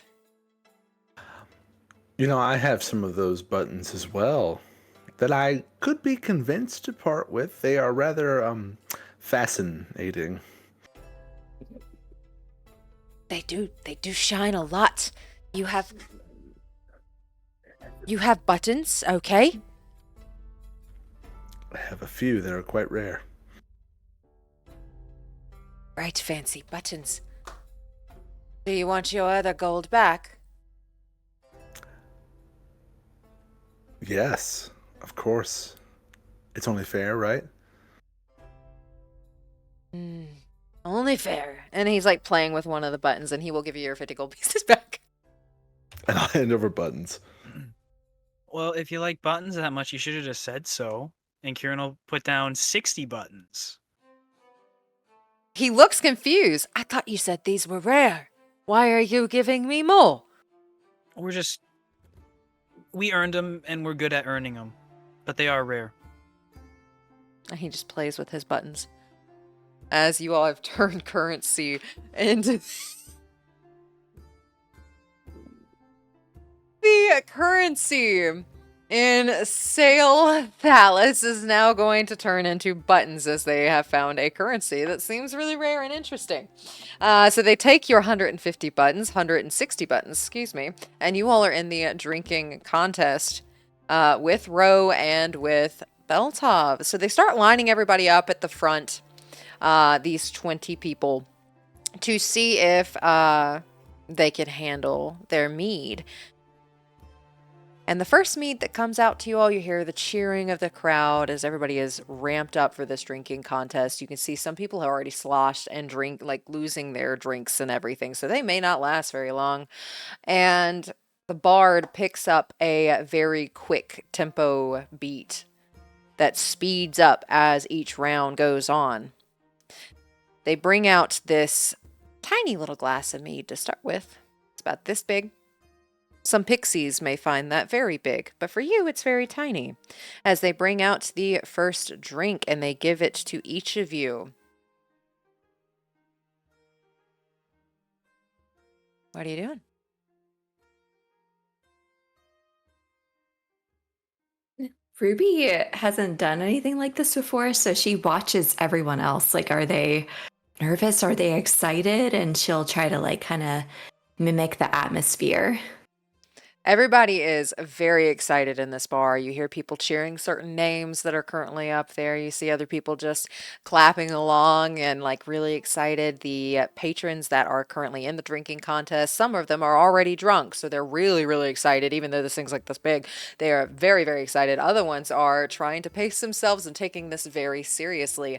So it just depends on who you're looking at.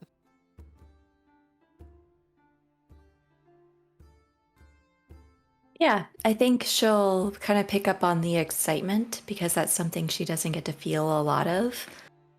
And she'll mimic it for a second, and her skin kind of ripples with that mimic effect, and she'll down the vial. Okay. And as you down the vial, go ahead and roll me a Constitution saving throw. Beltov, seeing your excitement and how excited you are to down it, will do the same.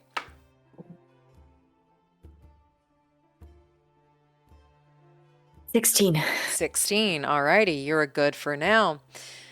Professor Friedrich and Quirin, what are you doing? I'll just go ahead and down it. All right. Get this thing on the road. With that, go ahead and roll your Constitution saving throw. 11. Okay. You are blessed, which gives you advantage on saving throws. Ooh. Does it? Is it D4? advantage Yeah. or is it a D4? Oh, sorry, D4, my bad. Okay. Not advantage. Yeah, you D4. all get D4s. We would have taken the advantage, though. 14. Okay. Quirin will do it once he sees everyone else go. So if everyone else is gone, then I'll go. Okay, everybody else has gone.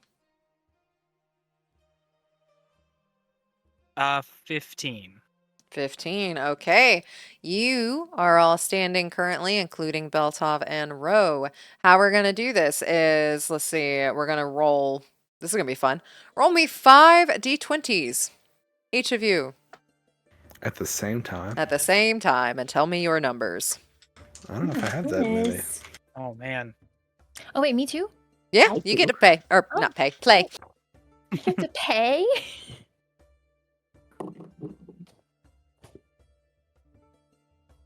So what do you need to know?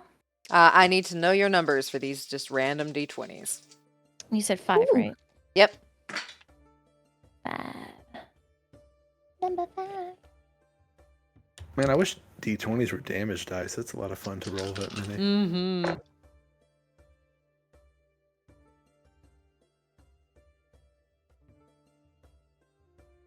And whenever you all are ready, just go ahead and give me those numbers. I got a 5, a 13, a 14, a 5, and a 10. Okay.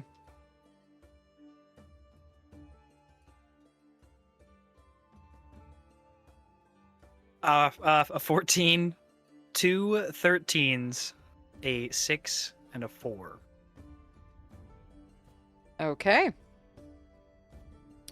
A 14, a 9, a 7, a 5, and a 2. Okay. 18, 15, 10, 9, 3.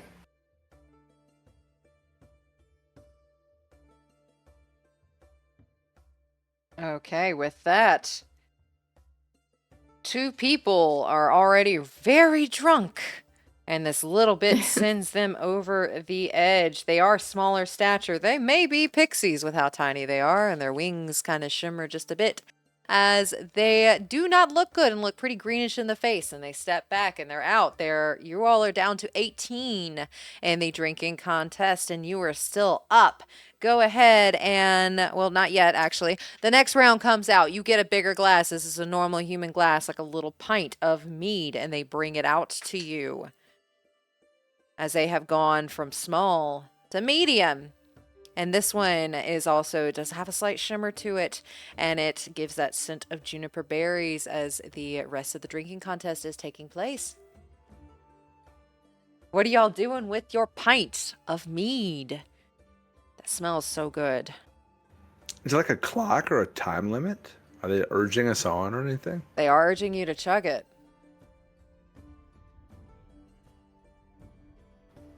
Okay, hell yeah, Chug. might as well.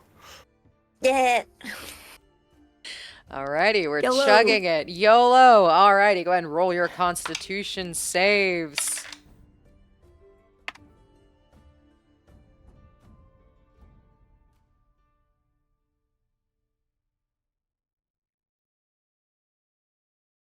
You do have a Dirty D4. 20. Dirty 20. Perfect. 24. 24. 8. Oh, Professor Friedrich was a 10. Did you roll your D4? I did. I rolled a 3 on the die, plus 2, plus 3. Hey, Oh, Eight. Fred was right. Oh. Professor Friedrich, that pint. You're getting a little older. I've been a little older. This is Fey mead, so it is stronger than the fuck-ups you're used to, as Tim Bull just put whatever he could find into a bottle and prestidigitationed it for you to taste really good. So this is strong stuff. So you start feeling a little bit queasy. If you continue, you will barf, and you will lose. If I continue, what do you mean?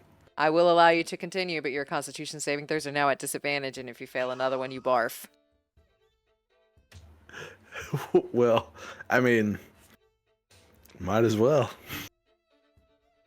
You all see Professor Friedrich take his, and he turns a little bit greener in the face as he is not feeling so good. That last one was a little bit harder to take down, but both Ruby and Quirin, you are still standing, as well as Ro and Beltov.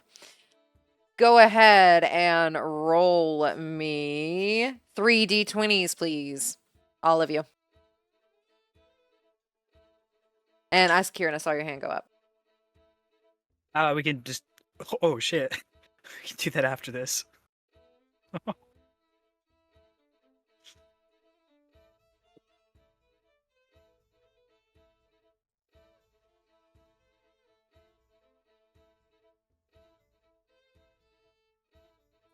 8, 7, and 2.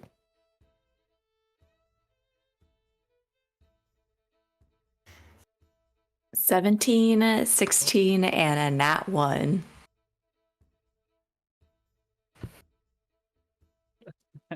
I got a 3, a 2, and a 1. On brand. Blast off. Alrighty. Yeah. Yep. The rolls aren't going anywhere. Hey, they weren't yours though. Yeah, that's true. I got 2 15s and a 14. Alrighty, with that, let's see. 1, 2, 5 people. They were a little too intoxicated when they started as they take this pint and they start looking queasy and they just go ahead and back out. You hear congratulations to the bartender for making such a great mead, as this one's stronger than it was last year, or at least they think it is because they lasted longer last year. And of course, it can't be their fault. So they just tell him that he made a better mead this year. And he, of course, takes all of that glamour, all of that glory. And Quirin, there was something you wanted to do. Yeah. Breaks the mental connection with Ruby, makes one with Fred. Fred, you sure you're gonna keep going? You're looking a little saturated.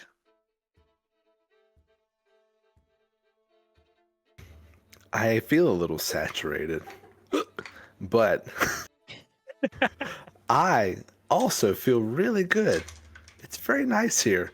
I feel like I don't want to quit when I'm in the moment. Fair enough. That's a good way to live. Breaks mental connection with Fred. Makes one with Velphie and Ruby. Fred ain't got much longer. That's... Yeah. That makes sense. Could never really hold his liquor that well.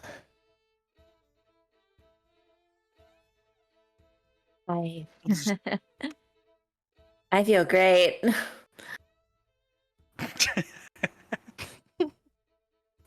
You're doing wonderful. I'll wave over at Fred. It's a very sloppy wave back.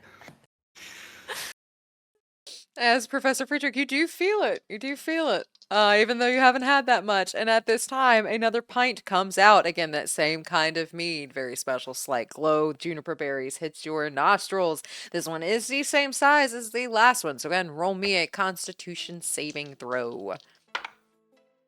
As I go to drink it, you hear Friedrich go, "You got this, Thunderhawk." And then I drink it. Disadvantage, right? But I still have bless. Disadvantage, but you still have bless. And you do feel a little pat on your back. Thunderhawk. Okay. That's what we're going with, my friend. Do I know who it is? It's Beltop.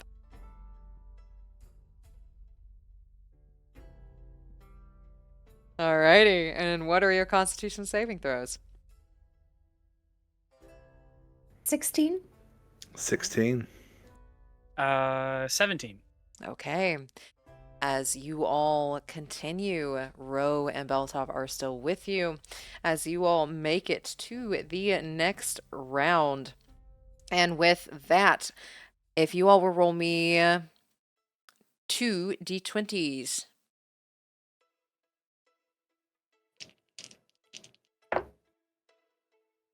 Seven and 3. Okay, 7 and 3. 19 and 7. Okay. We got 10 and we have- 3. Oh, sorry. Oh, sorry. No, you go. 10 and 3. We have balance with the rolls. We got a 20 and an 18. Oh, nice. Alrighty. Okay. As you all continue the drinking contest, there are 13 members remaining. As everybody is able to take this pint and chug it. There is one person even who pretty much just opens his gullet and the whole thing goes down with it in like a second. That person who can do the drinking, like they just open like their throat and it just pours down to their stomach. This is one person you're going against. As you all are still in the drinking contest. And at this time, another person brings out a pint. Well, I can't call it a pint anymore. You're going into half liters as they bring out a bigger mug for you and give it to you. How are you doing this? I think Ruby's gonna brace herself, and she thinks for a second about like doing a little sleight of hand. All it would take is just a little dribble down the side of the face, but she really wants to commit. So she's gonna try to chug the whole thing. All right, roll my Constitution saving throws. This bless is coming in clutch, Velphie. every drink, Ruby's looking at Velphie like, okay, here we go. All right, 16 again. Okay. 10. Ah, sorry, I'm lagging. 23. Okay, 23. All right, as you all take these deep chugs, the guy over in the corner who was doing so well, it comes right back up into his cup as something just did not sit well. And with that, Professor Friedrich, this stinks. It just doesn't smell right as you take that drink. It doesn't smell like juniper berries anymore. It smells like something else. As you go up with it and you have barfed wherever you would like. I have the wherewithal to aim it. We'll say you do. And I don't think I would. And I'm sorry for the imagery. I think it would go right back into the half-liter glass. as you Dignified. have not made it to the next round and you are drunk. You are drunk. And Ro, who was looking very stoic, does not make it either, as like he kind of starts to stumble and he just sits in the floor. And as you all see the 6'6.5", however tall he is, black dragonborn, long snoot, just sits at like in the middle of the floor and just looks up at you. And he's actually kind of cute when he's on that level. He looks tiny as he just kind of like looks around and his eyes go real big and they dilate like that of a cat's as he just looks at you all. And with that, Beltov is still in, as well as Quirin and Ruby. I need you all to roll me another d20, please.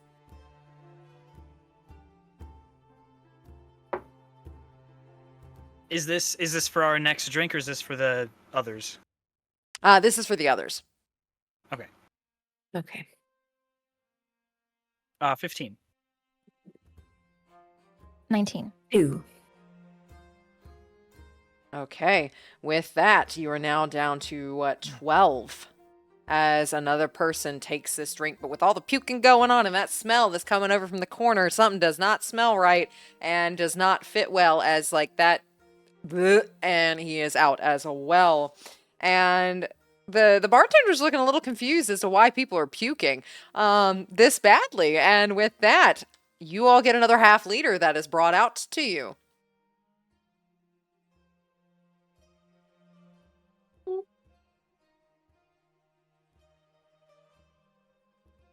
Nine.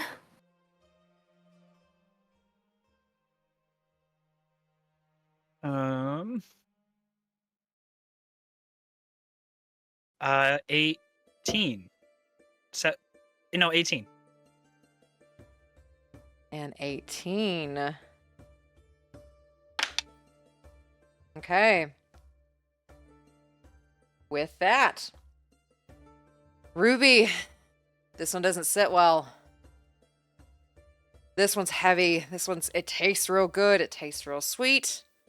And it's a little bit sweeter than you're used to. You're starting to feel very tipsy, and you're starting to feel very queasy. You can continue, but all the further ones will be at disadvantage, and you will puke and then be very drunk.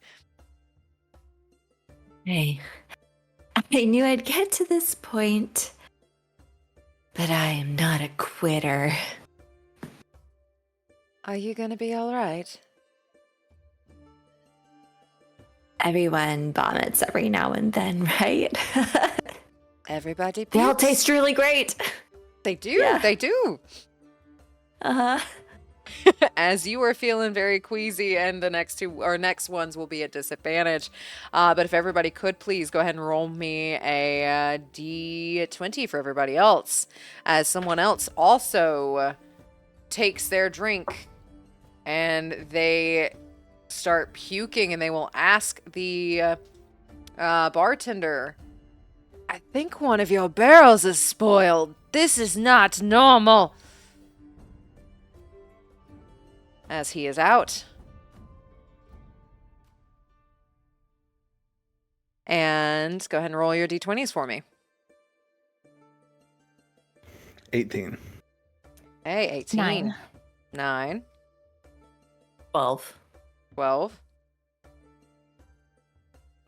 That was okay. 22. 22. How'd you roll a 22? You just rolled a d20. Oh, sorry. I thought that was our next drink. The Well, that's cheater a has been wasted roll. revealed. I'm sorry. I wasn't. Sorry. Okay. 16. Man, I wasted the roll. All right, 16. Oh, no.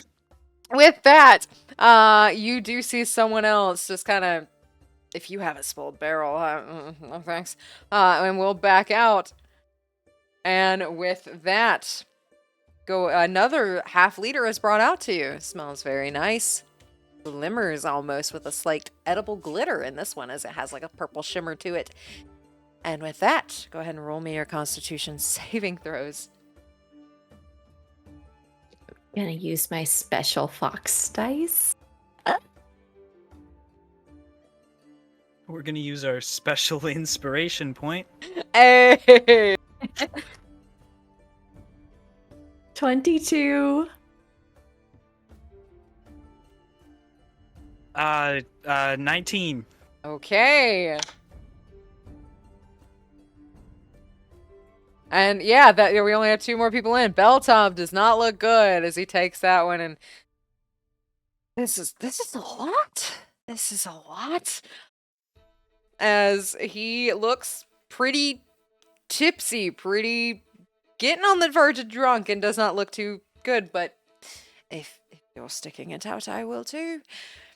Yep. And with that, you both are still standing. Go ahead and roll me a d20, everybody, please.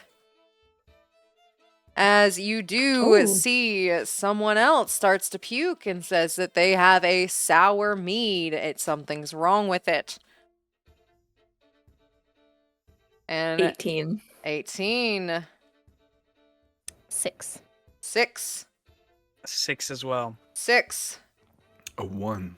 1.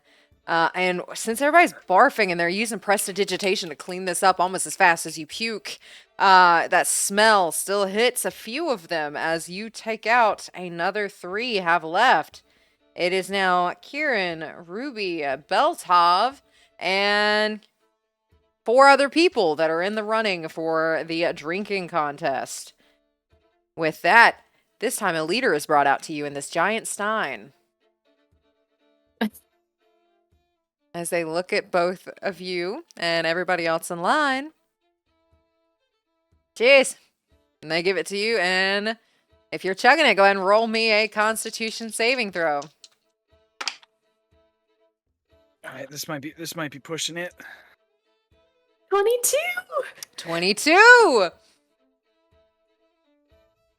23! 23! Beltov will look at both of you. You all have better stomachs than I think I will No, turn around. Turn around.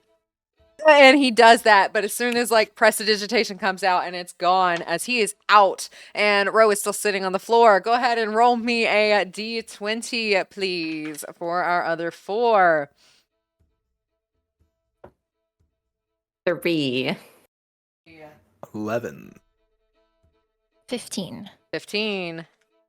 19. 19. Alrighty. With that, our numbers have dropped to Ruby, Quirin, and let's see, 3 other people, as we are in the top 5 now. With that, they bring you out another leader.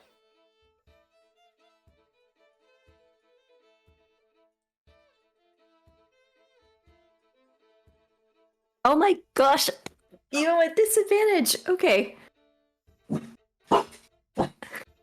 Tough. Toph is excited. Oh. If I could move my natural 20. Natural 20. Alrighty. Let's go. You both are able to take this down, and you can feel your stomachs getting a little larger as like all of this liquid is just sitting there. And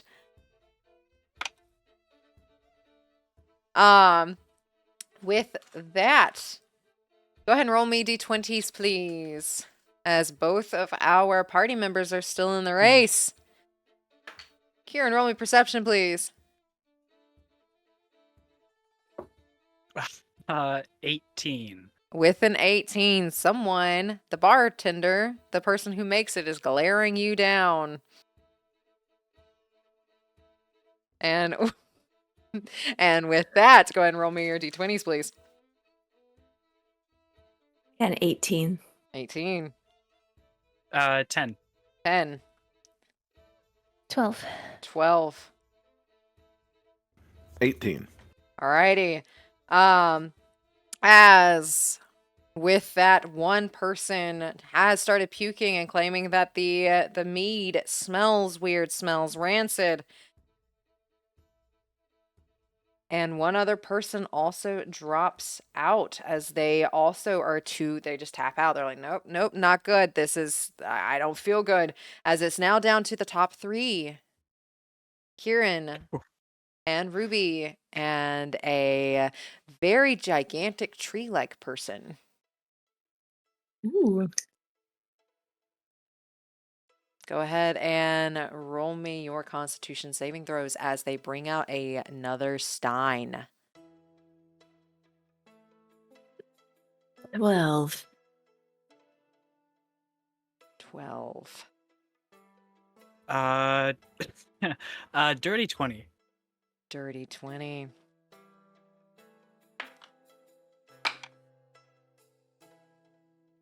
Okay. As the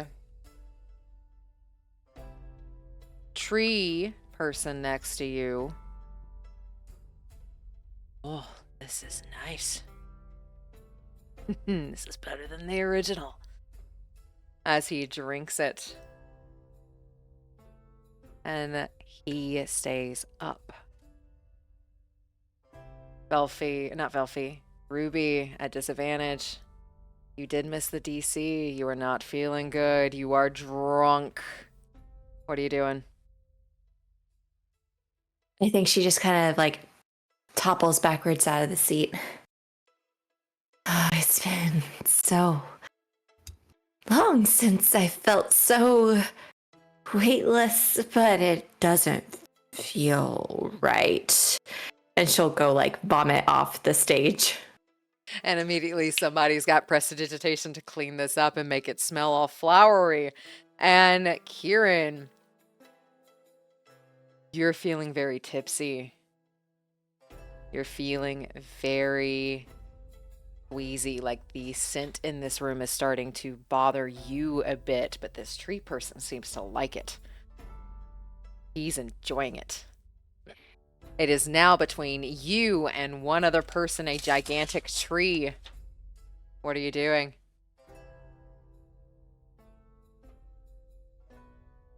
We're gonna continue. Where is it? Keep on keeping on. Okay. And they bring you out another leader. You feel like your stomach is about to explode, and you do have to roll at disadvantage on your Constitution saving throws as you are really tipsy. Oh no. I will tell you now, the DC is 26. We've been going up by 2s.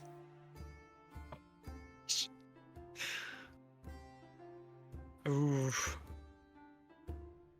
Okay.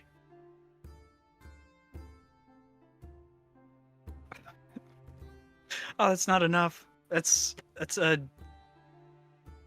How much is that math? 19. Okay. I do have it. If I fail a saving throw, I can add a +4. It wouldn't get you If to that- 26. if that works here.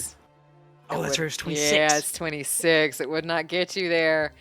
As you both are slowing down as you're drinking this. The tree person gurgles. That's not natural. And you can tell he's like rubbing his branches like, I don't like this, I don't like this, I don't like this, I don't like this. And he will puke. But so do you. How do you fail? I think, given that he's really feeling it, I don't even think he's really aware of himself. He just knows that he just drank that. So I think seeing the tree person start to throw up, I think he's gonna start laughing, thinking he just won. And as he's laughing, just a little bit will come up, and then he'll lean over to the side and let it all out. And immediately prestidigitation comes through. But you both tapped out at the same time. Therefore, you split the pot. And what that means, it was 20 people for 50 gold pieces each. So that's 1,000 gold pieces. We take away 20% of that for the bar. You take home 400 gold pieces. Oof. All right. Some of those were buttons, though. Right? That's true. Yes, Or they did the were. bar keep the True. buttons? That is true. The bar did not keep the buttons. Oh, boo. Those are as good as money. The bouncer thought they were. As most of the money that does come back, let's see, 50, 60, that's 110, and then 160. 80 of that is buttons. So you get 320 320. gold and 80 buttons. The tree person starts sticking them to his face. As he is drunk, and so are you. So now, out of our party, the only sober person is Velphie. Oh, okay. All right. Oh, no. Oh, no. Oh, no. Ruby She- will. Oh, go ahead. Go ahead. No, you're. Go ahead. Yeah, Ruby wanders over to Velphie. That was really fun. Did you have fun? It was a time. You can really drink a lot of stuff. I have a stomach. You sure do. It's in there. What did you want to do? If we're not going to shift, what do you want to do? I saw that there was like a fortune reader, soothsayer card reader. Does that interest you? Are you interested in getting your fortune told? I guess you could say a little bit because Mother Mortem never wanted them. But I want to know what they have to say. I say we go. You seem so normal right now. Well, see, Ruby, I didn't just down 14 gallons of whatever it was that you drank. I thought you did. I watched. I was with you And in you were- spirit. You are very good at it. Thank you. Okay. Well, just wait here. I'm gonna check on everyone else, and then I will come get you, and we will go to the fortune teller. Okay. Okay. I'm gonna wait. And Velphie will try to round up all of the drunkards that are in her party. Aw, she's the mom. Friedrich's not a rowdy drunkard. I think he's probably sitting in a chair, like staring off wide-eyed into space. She'll just very gently put her hand on his shoulder. Professor, are you okay? Huh. I tried not to scare you. I will be, I think. It's a slight... I think someone spiked it, maybe. Yeah, yes. Yeah, you should have held out. You should have won, honestly.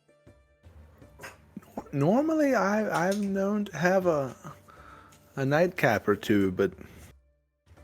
Oh well. We're playing dice. Is that what you'd like to do? Ruby would like to get her fortune told. Oh, that sounds fun. Okay. So if you I don't think I can move though. Are they doing it right here at the table I'm sitting at? Where was the fortune teller? Fortune teller is outside. She is, and she has her own little tent near the gambling sites. Okay. Well, if you want to stay here, I will cast Rary's telepathic bond on all of us. And we are all connected now. Well, yeah, unless they're going to do it right here in this 2-foot vicinity, I physically cannot attend. Okay, so just telepathically, she got Beltoff and Rowan as well. You hear Ro going, bubbles, bubbles. Those are fun to shoot. As he's just like talking about how he sees the little bubbles that the fairies are making in the back corner.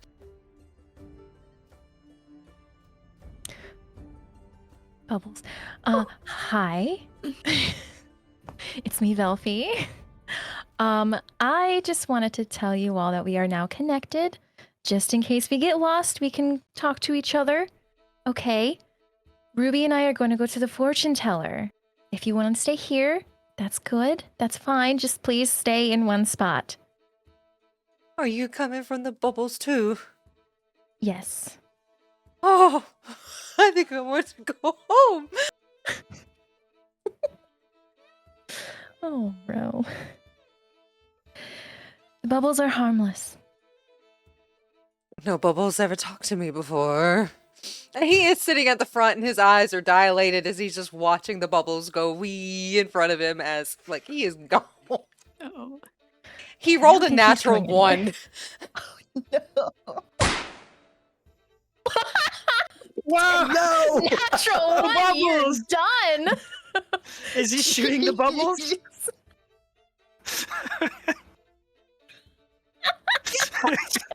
But he said those are fun to shoot, and then we hear a gunshot. He's just shooting! Bro, not in the bar! Bro, stop! Oh no. Me. With him rolling a natural 1, his gun does go off and he pops a bubble and he's just standing there like, okay. And no one else really seems distracted by it. They do look over at him to make sure that he's not doing anything he's not supposed to. But you will see them start to escort Ro out and they will just kind of put him in the front of the bar and just, you sit here. You sit here. This is where you belong now. Enjoy not shooting in my bar. And then they'll go back inside. Okay, Rose out. All right. Quirin, Beltoff? Quirin. Kieran's a bit of a wanderer. So he's not going to be at the bar. As soon as the competition ended and as soon as he got his gold, he won't wander far, but he's just going to find whatever the nearest animal is. Just literally anything. Even if it's like a humanoid animal, just anything. The nearest person you find is a tabaxi-like person, and they are purring. He's gonna walk over and start petting him. Oh, you're cute. Just imagine, just like if we did a show, like you and me. Like imagine if you could talk, how much money, like we would make. Because we would make so much. Is this a business bargain? Holy shit.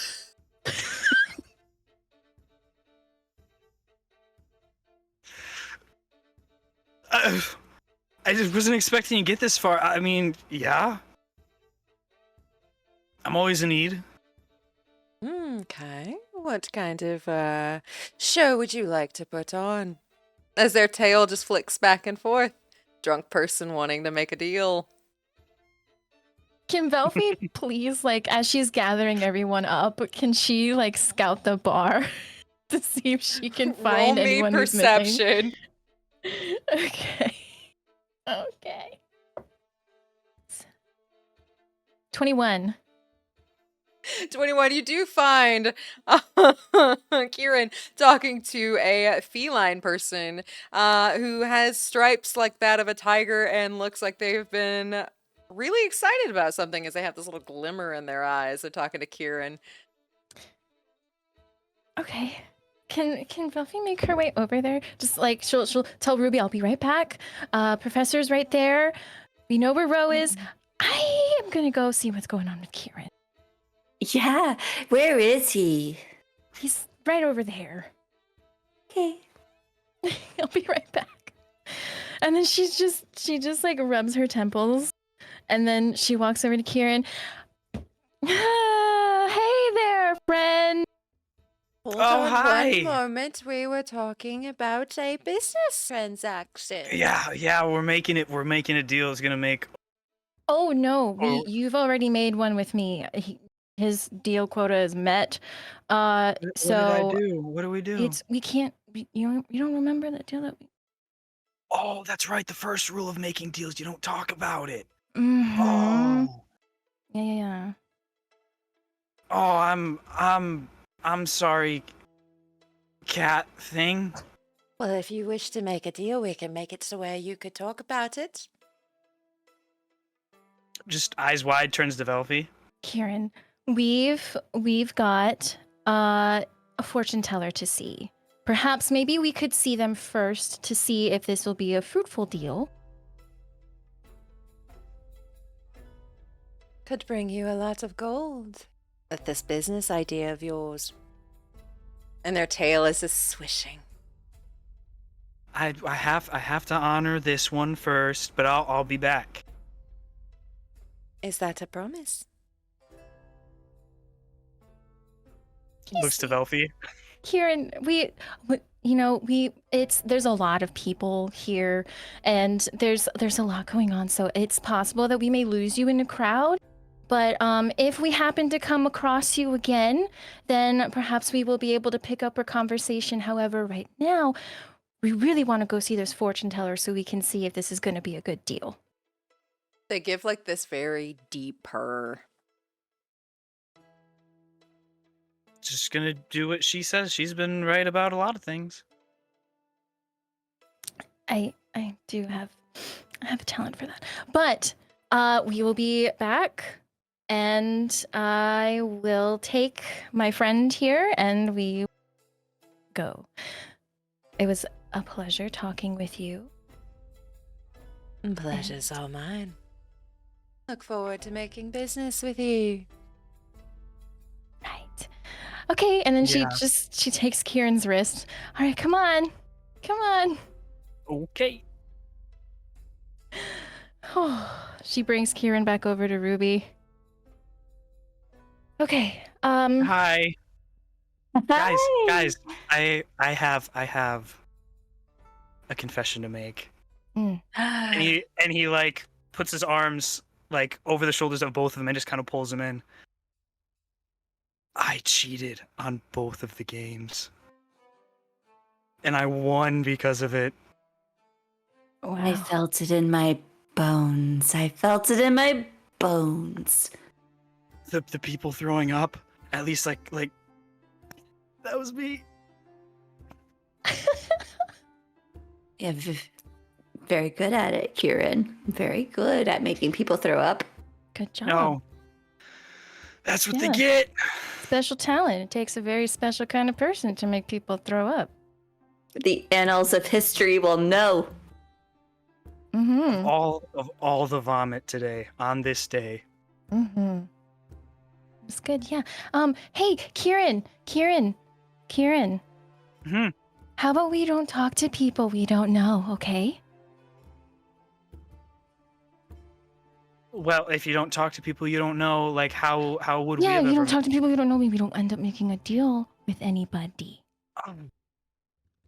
I see. Yeah. Okay. Yeah. Yeah.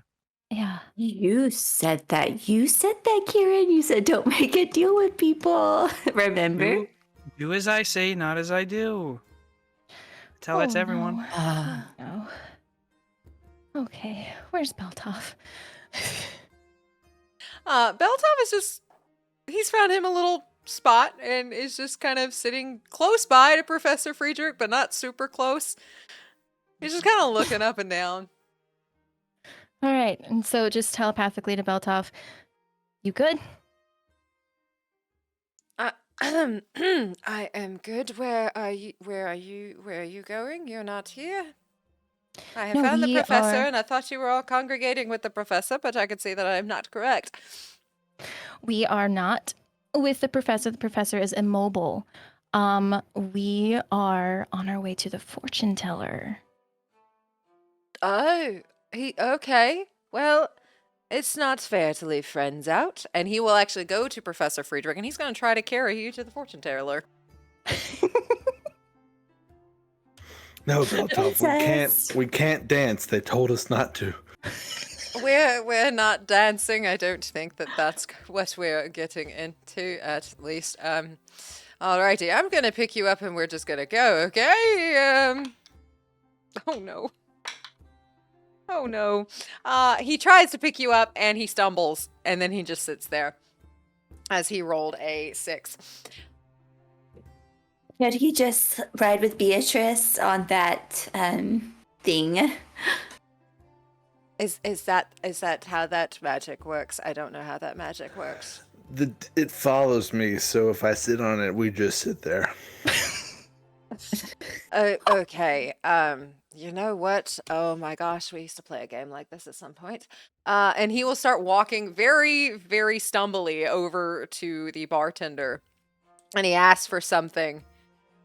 And then the bartender looks at him very strangely, but he goes in the back and brings something out. And it looks like this cutting board on a pair of wheels and the handlebars that you can twist. And he brings it to you. Sits it in front of you. You can sit on it. What is this? It is a tiny little thing that you can skate on, I believe is what it is called. I don't know the full name. What a long name for an invention. It was fun, at least when I was little, and maybe it could be fun for you. I'll attempt to use it, whatever it does. Okay, as you sit on it, it does start moving, and Beltov is going to try and... Oh, no. That's a natural 20 and a 3. He tries to tie it off in order to walk with you with it, and he thinks he's got it, but he actually ties the wrong thing, and you just keep rolling towards the entrance. I'll do nothing. Can Velphie try to intercept the professor? Velphie, where's he going? He's gonna go see the fortune teller and not make any deals. So I'm gonna That's the wrong go. way. I'm gonna. Well, we have to leave to get to the fortune teller. That's the. Oh. You know, you're doing great, sweetie. Hold on, and then she's gonna chase the professor. Roll me sleight of hand to see if you can grab him. Oh no. Okay. And the disc is following with Beatrice on the back. That's a 16. With the 16, yes, you're able to beat the DC as you grab one of the handlebars. It's like a cutting board with the little handles, and they've put wheels on it, so you're able to grab it. Okay.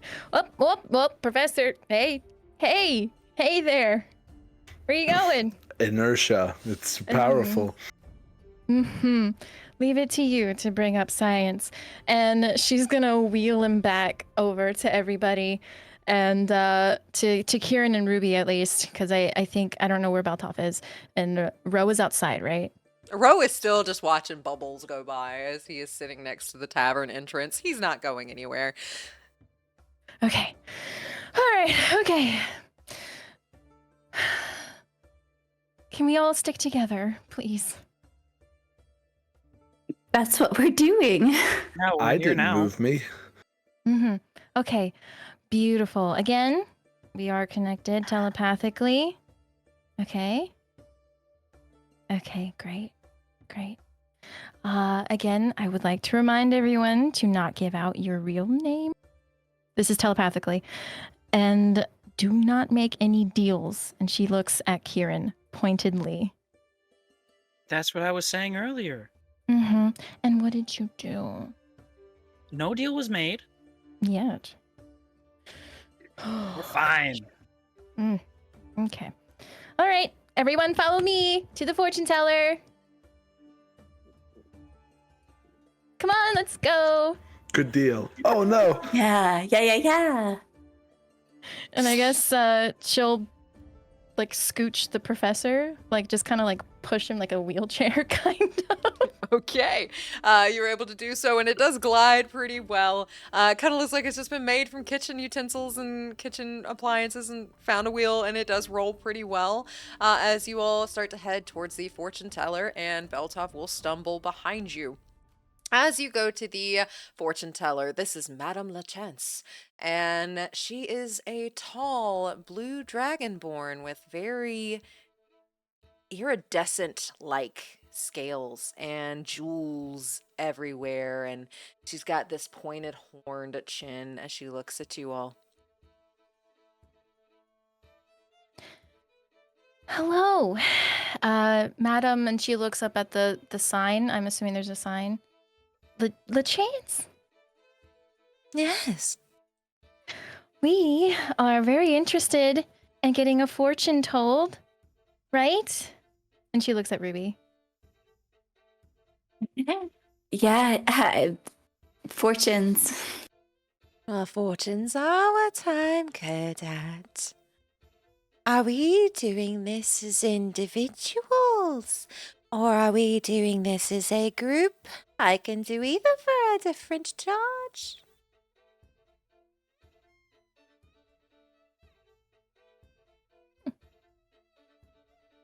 What do you guys think? Group or not group? I don't care to know that about myself, and I feel these are generally intimate things, right? So I think anyone who wants to do it individually should be encouraged. In the mind, Velphie, is this a stranger to talk to? Kind of sounds like we're making a deal. This is not. No. This. Yes, stranger deal. No.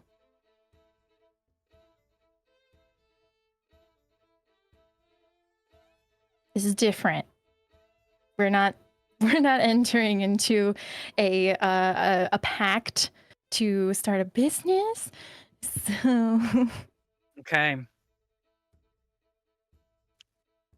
I mean, I don't care.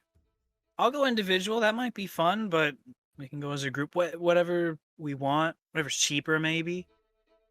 What's the individual versus group? Well, a group I can do for 50 gold pieces. For individuals, I do 25 per customer.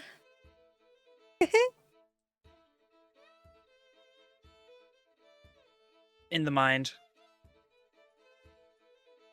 If that's the price, I just want a lot. would like to keep it. What if we just do group? You okay with that, Ruby? What? Were you talking to... Were you doing the... With We're talking to you. Read me the signs. Tell me our fortune. We'll do a group then. Okay, that is 50 gold pieces. And if you do decide to do individuals after, we could look at that if you like what I have to see or say. Okay, beautiful. And then Velphie will put down 50 gold pieces. Come into my tent, please. Velphie will usher everyone in. She will be the last one in.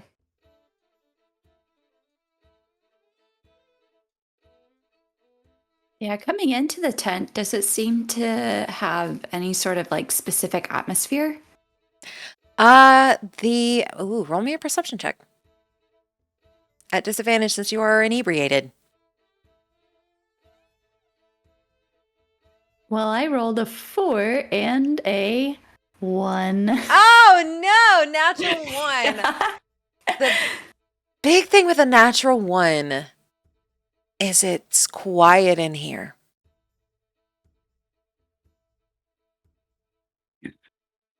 Ruby immediately takes out a button and starts like fiddling with it in the quiet.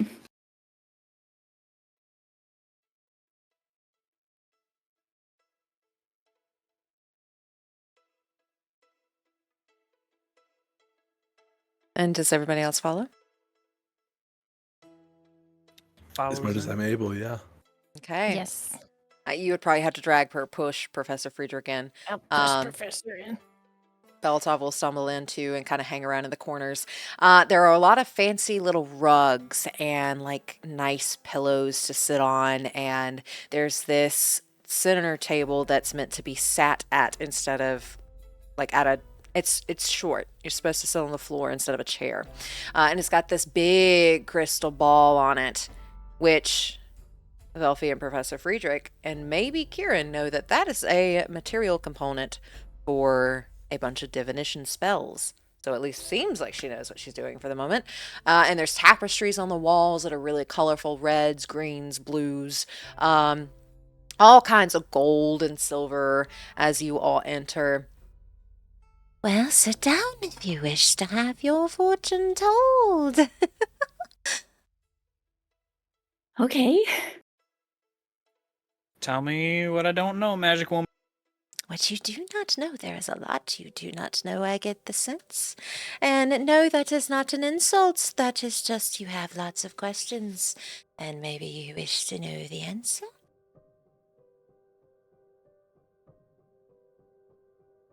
Professor, give me a number between 1 and 3.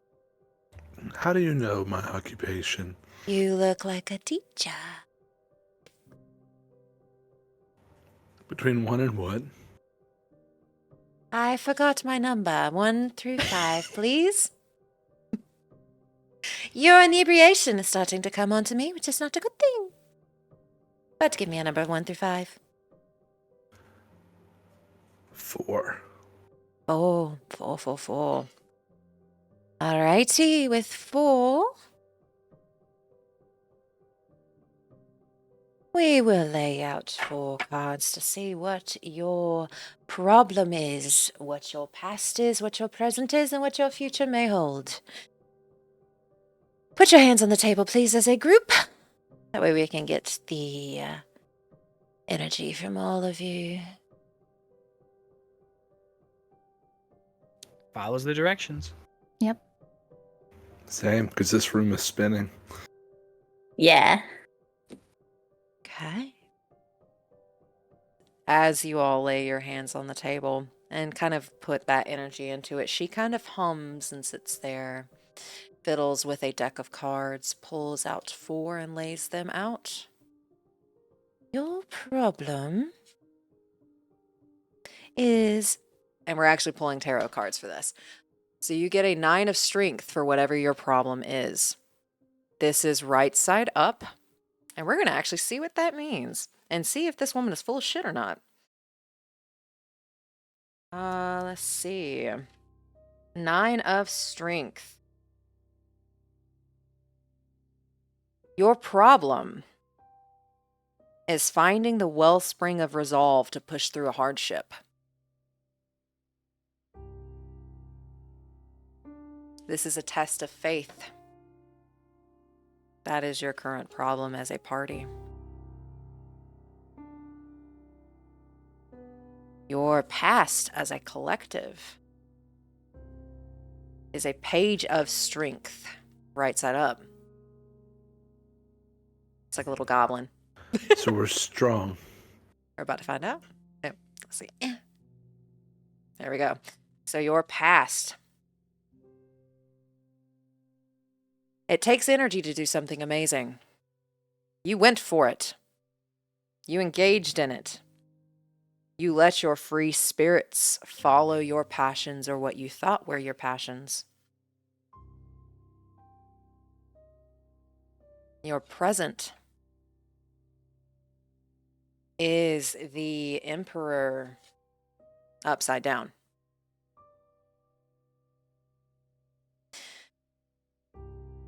What does the Emperor?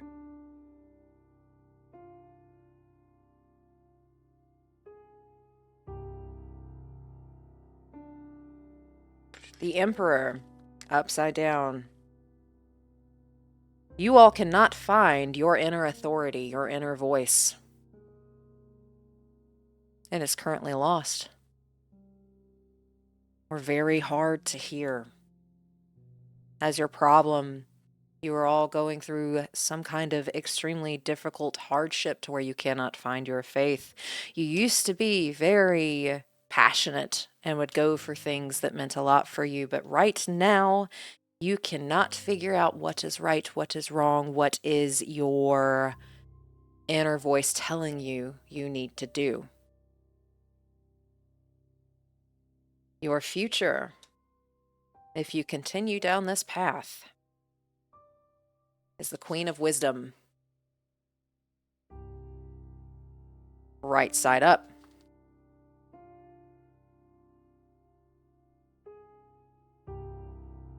And the Queen of Wisdom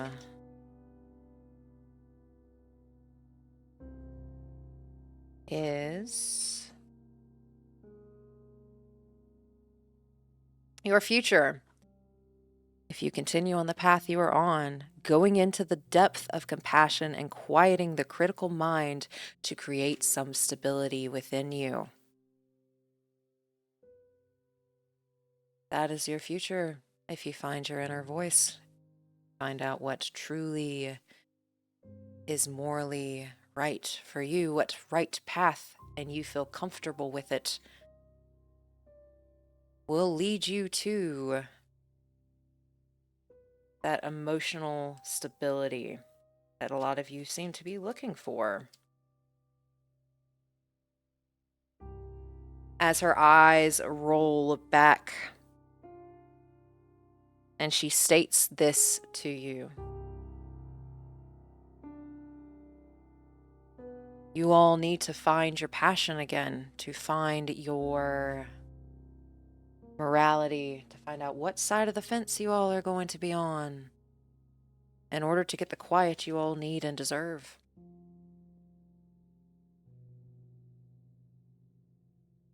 Quiet.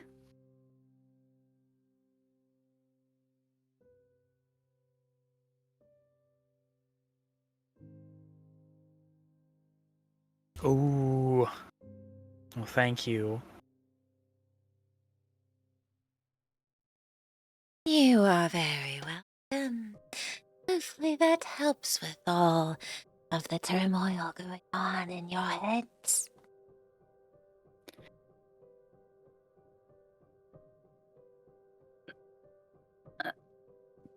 Turmoil in heads? Seems you all have a lot to work through. lot of decisions to make.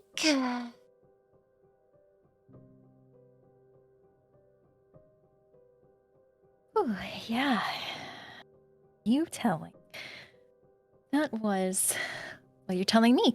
That was great. Thank you. Enlightening. Mm. Is that it? Is there not? Is there not more about how to find the quiet?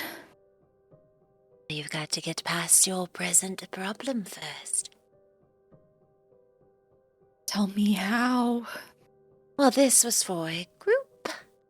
This is how you all do this together. Are you looking for something a little more individual? She puts her whole bag of buttons on the table. Buttons, you are desperate for an answer. Do not take buttons, though. I cannot eat them, I cannot spin them. Velphie will take out 25 gold and put it on the table. If you would like an individual reading, then I would ask everyone else to leave. It's okay if they stay. I'm not supposed to make bargains, and I need accountability. It's okay if they stay. It is okay if they stay, but your reading will not be true in nature if I'm pulling energy from them too. Be right outside. I don't have a lot of energy right now, but I don't know how this works. I can roll my way outside. I can help push you if you need be. I'm gonna cast fly on myself. Oh, he's fancy. Don't hit my chandeliers on the way out, please. But I'm just gonna it doesn't look like a fly, it looks more like a zero gravity. It's gonna float and bump into a few things on the way out. Okay. Beltov will look at Ruby. Is this something you wish to do?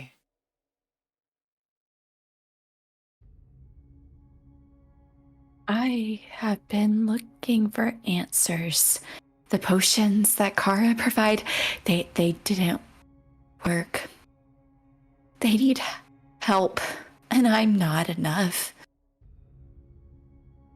They said Sydonea was hell. I don't know what my part in all of this is. Where else can I find answers, Beltov? Answers are very hard to come by.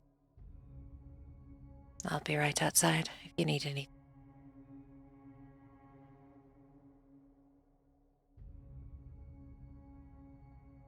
Ruby will give him a nod and then turn around and look at Quirin. It's okay. And she'll tap her head, kind of indicating in Thieves' Cant, if you hear in my head what goes on. He's just gonna stand there. He's gonna sit there, just a little absent. Oh, okay.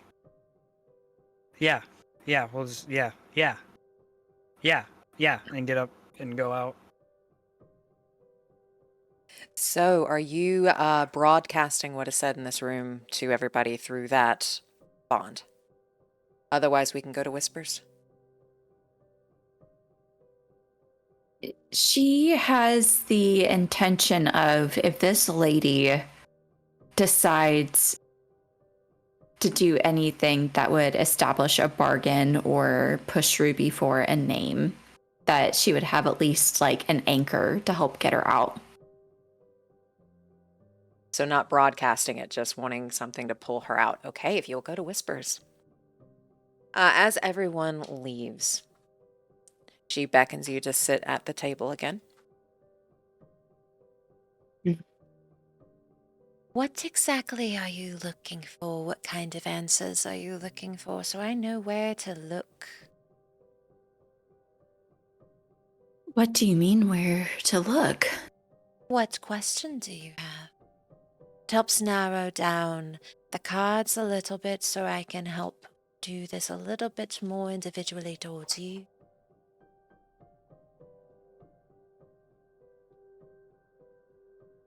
How do you know who I am?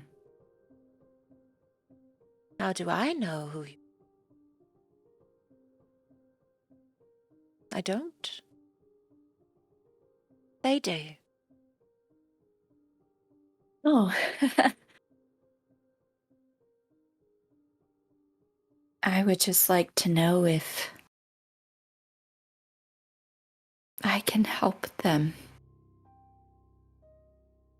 I want to know if my debt will be paid. I want to know if it'll all be enough. So you're looking for one solid answer. One solid card to tell you whether you can pull through this if you are enough. Ooh, that is a question. That is a question. Whenever you feel like the time is right, please tell me to stop. 1, 2, 3, stop. We have our card. Is this the one you wish to choose, or do you wish to choose a different one? What is the That's feeling? the one. This is the one. The 2 of strength, and that is reversed. So let us see what we have with a 2 of strength. Oh my god, okay. It's upside down.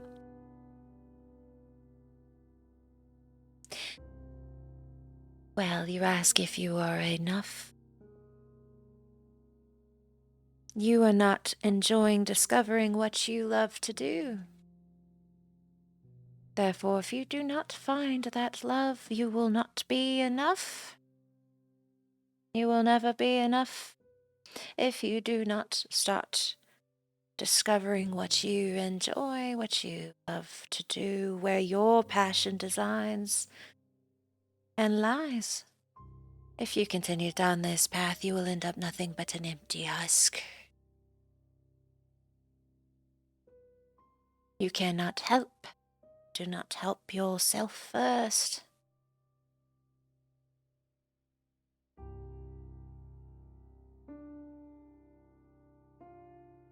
I don't understand. Why?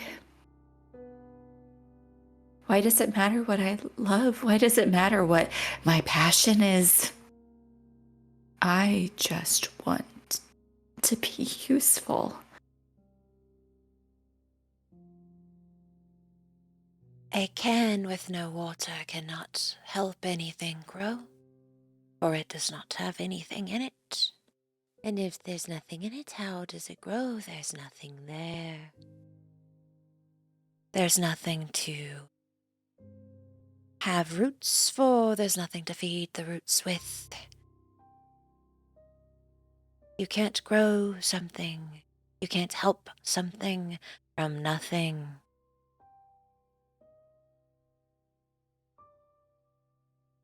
Always felt like that. Empty. Nothing.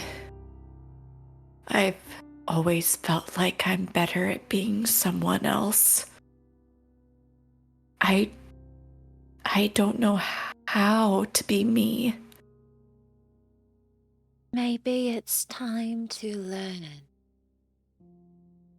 Well, that's where your progress lies. just learning to be yourself, learning to fill yourself with things that aren't other people, aren't other beings. It's a time of self-discovery.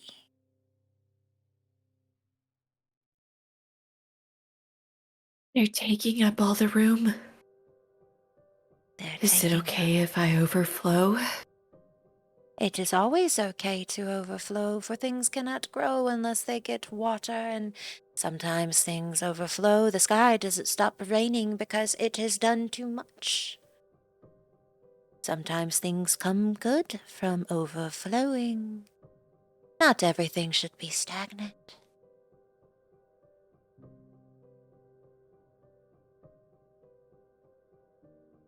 Overflow. Let it out. Flow. Overflow. Overflow. And at this time, her eyes are going to roll back. And as she says overflow, her hands touch the ground and her voice changes.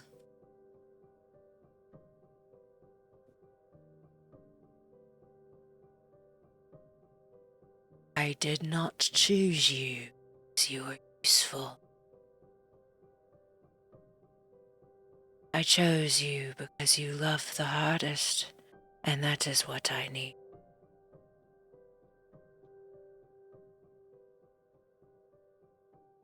Who is this? Narvosc.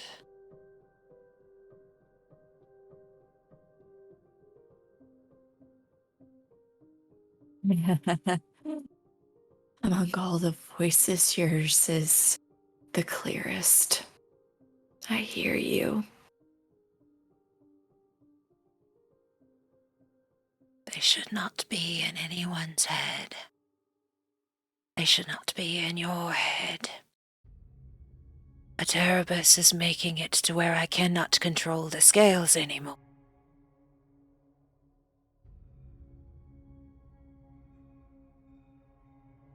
So,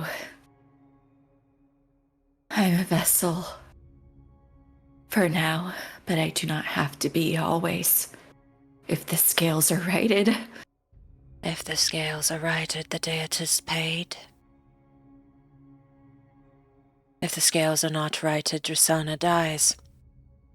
Therefore, the rest of life goes with it. What a peculiar balance. Life and death are very tightly intertangled. One cannot survive without the other. Is that what this says? That is what all of this Wondered. is. I've wondered if it was about a good death. Or if it was about a good life. Good life equals a good death.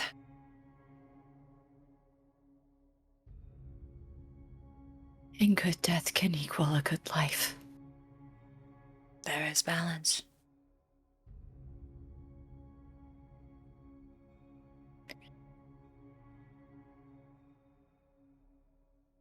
You took This up my feels- name.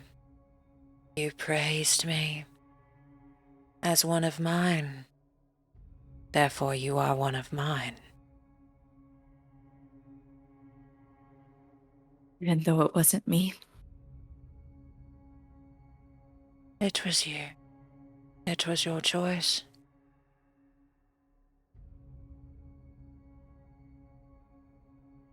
I guess you could call it that. You've always had a choice, Ruby.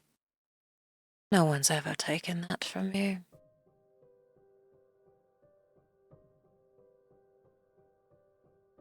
And if they did, they won't again. Good. Because a good life means a good death. And a good death means a good life. And her eyes roll back. Ruby immediately stands up.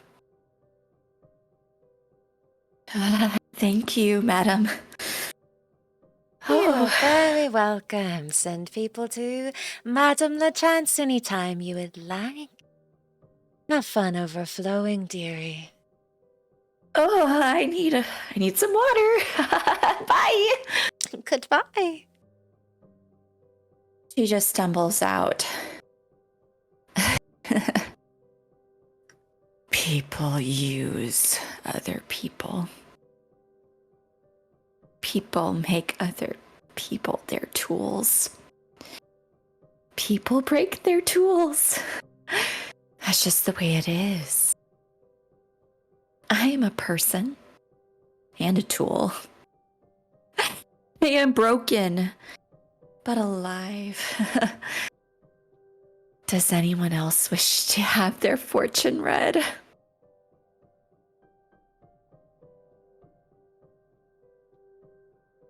I don't know. I can't tell if this was a good or a bad fortune.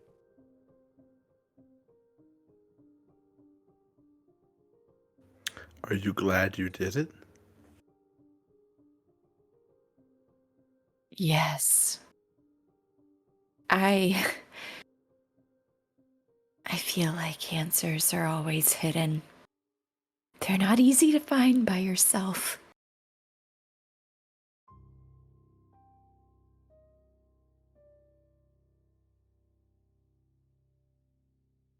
A misfortune gave you insights for that?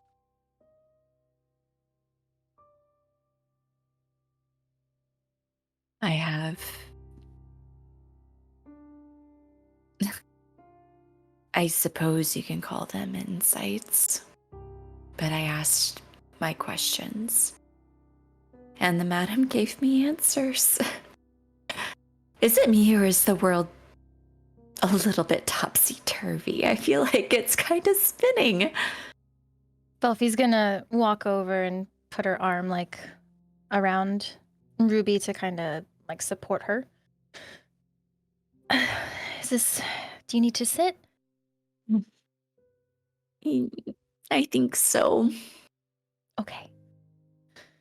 And I guess she'll find a spot maybe nearby. I don't know if there's like a bench or something that she can just lead Ruby to.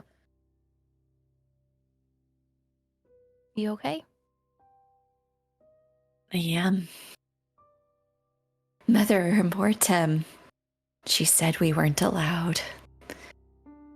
But I think it's because direction can be a sense of agency. It's always good to seek a sense of agency. If you want your fortune, Velphie, she's a really good fortune teller. It's tempting. It is. But yeah, I'm running low on gold. I have buttons, but she didn't seem to like buttons.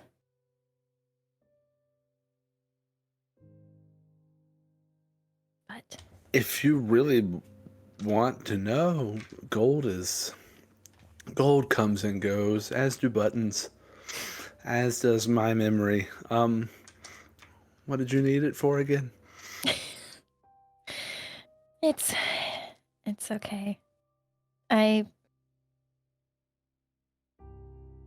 know what I need to know for right now, I think.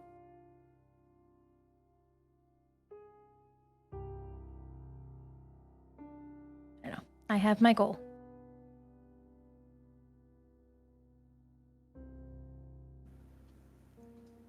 Fair enough.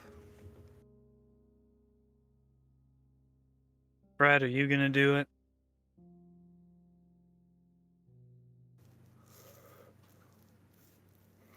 No, I don't think I will.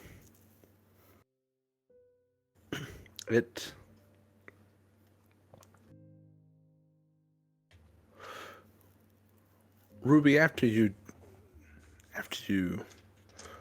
learned what you learned in there, do you feel liberated?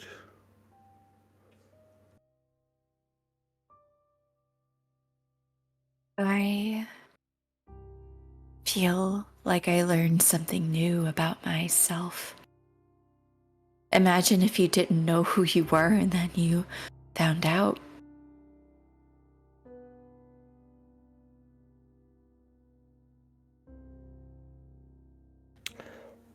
I don't know exactly what happened in there, but I think I've done something similar.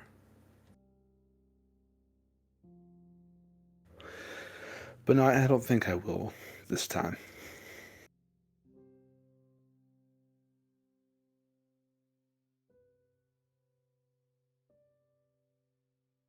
Quirin, any desire? Well, I was thinking about it, but now you two backed out, so I have no idea. I mean, I if don't- you do you want, I can maybe. No, she didn't. I was gonna say I could sit in with you. I don't mean to discourage you. I think it's a very personal decision. If you feel like there's something you need answers to, then you should do it. If you feel like a seed that's unwatered, you should do it. Goes from looking at Ruby immediately to the lady. Okay. I me next. We're gonna try this. You seem trustworthy, so I like to think I'm trustworthy. Walk back in. She goes back to her table. It'll be 25 gold pieces. and he'll count out what he thinks is 25, but it's most likely like 28. Oh, generous tip. Thank you. No, that's 25. That's 25. You could Yeah. tip if you so wish. Oh, sorry, what? I said you could tip if you so wish. Well, let's see how good this is. You know, if it's good, then maybe we will. Alrighty. What question? Sit down where you were sitting down earlier and feel what question you think you need the answer to. What is it you are longing for? What is it that you desire? What do you need answered? And he sits down, and almost immediately after he sits down, I have a sister who is not well, and it would be nice to know if she gets any better. Nice to know if she gets any better. What kind of sickness is this? And his face gets a little red. I don't really know. Don't know what it is. She sits there for a moment. There's another presence in here with you. Could you please put it outside? Another presence? Yes, I don't know if you have a little friend on you, but you've brought something in, and it is quite overwhelming you. What is it saying something? What's it doing? Oh no, it's not saying anything, but I can't feel the presence of a sick sister. With this overwhelming, I feel a sister, but I do not feel a sick one. Something's Oh. overpowering you. And he will go, like, just looking really confused and just not really understanding. He's gonna walk up or stand up and walk over to the door and put his sword, just outside the door, not far, like just barely outside, and then come back and sit down. and you feel that pull to it. Like it does not want to be there. It will allow it, but it does not want to be there. It's like I need back. I need back. I need back. I need back. And he won't sit then, like he'll sit in the same spot originally, but then he'll just kind of scooch a little bit closer to where the door is. Staying in the room, but just moving a little bit. I don't feel it as strongly now that you've placed it outside the door. But you feel So we're very all good? strongly to it. We will see what I can do. Okay. Put your hands on the table, please, and feel the table with every bit of feeling you have for this sister, the question you answered. And I just say he obeys that. whenever you feel is the right moment, we want a yes or no question. Will she get better? Will she not? Whenever you feel the gut urge to tell me to stop,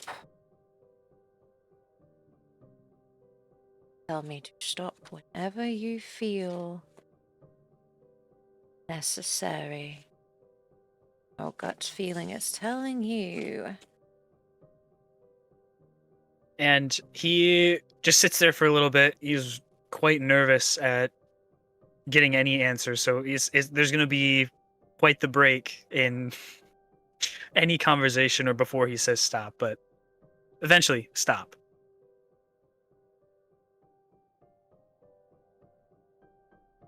This one looks like it wishes to come out as well. 2 cards for a yes or no question. Is that Are good these or a your bad thing? 2? We will find out. Are these your 2 cards? Is this your final decision? I guess so. Yeah. And she will separate the 2 cards, and she will flip them over. Both are right side up. And we're actually going to see what these mean because I don't know. The first one, Ace of Strengths.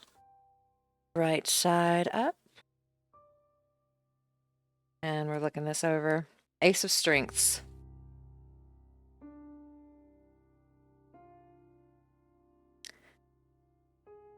With this path, you are what saves her. You have an energy and a power to imagine things that others cannot. You will find a way to save her.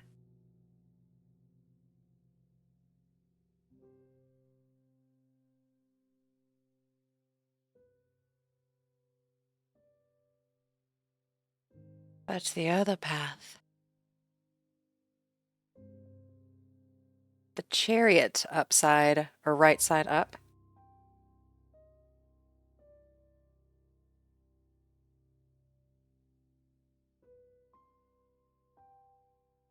Is that the Chariot of... Is it just Chariot, or is there another title to it? It just says the Chariot. Okay. they both have similar meanings here.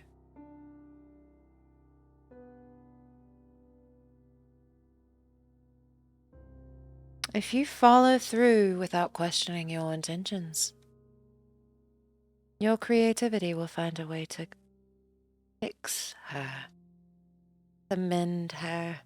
Something's broken, something's not right. How do you put pieces together? That'll be up to you to figure out, won't it? Well, maybe I don't. If I knew exactly what it was, then perhaps so. But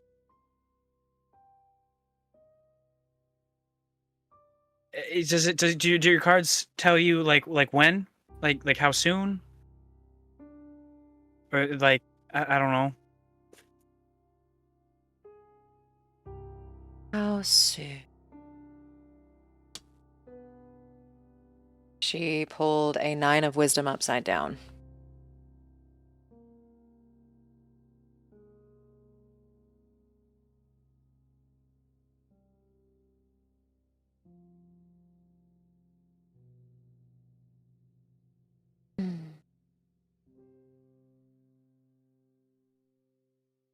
You are slipping into complacency. That means that you need to pick up the pace. You wish for this to be fixed.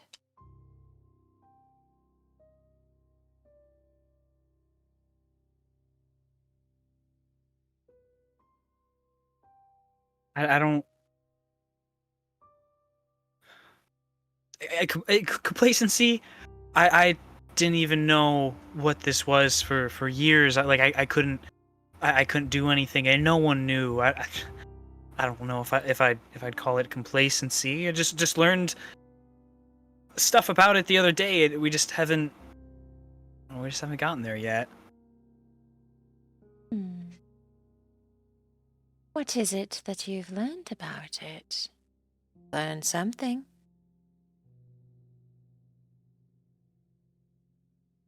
And he just kind of sits there looking at her, debating. First of all, he's thinking, "Oh, I said something I probably shouldn't have," but then also thinking of like, should I keep going or not? If I'm more specific with my answers, will I get more specific answers? How this magic works is sometimes the cards don't understand you well enough, or something's overshadowing you. It is always harder to read for someone else than it is for you specifically. So there is always a chance of this failing, especially with someone else. But the more you tell them, the better they get to know you.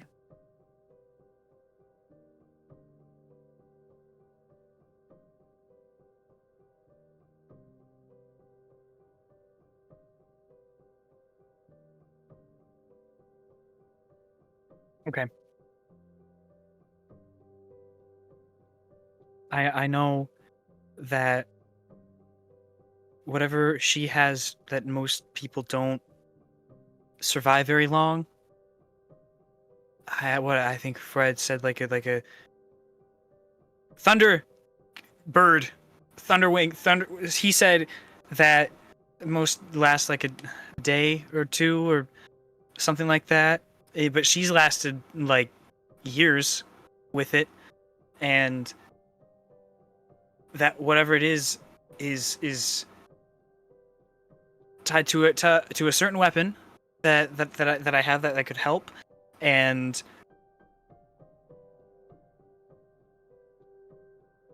I don't know. Most I don't know how much people to share. don't make it very long, but your sister has. That is pretty resilient. Yeah, she's one of the strongest ones I know. And the friend outside the door helped in some way. But do you think it's as a way to help just her, or do you think it's a way to help multiple? Because I will say, your friend outside the door was very overwhelming. He will not help anyone else.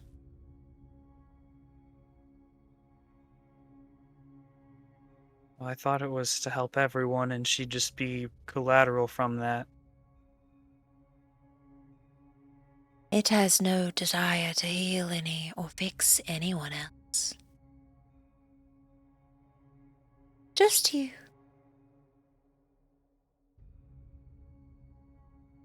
But it would. It's not going to help people to help people, but it's going to help me to get what I want. You have a very strong desire that matches one another.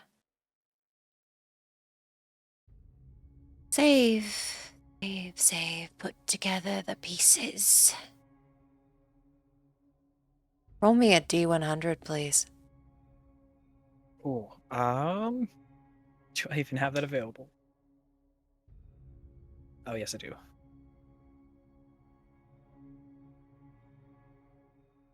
Oh shit. 98.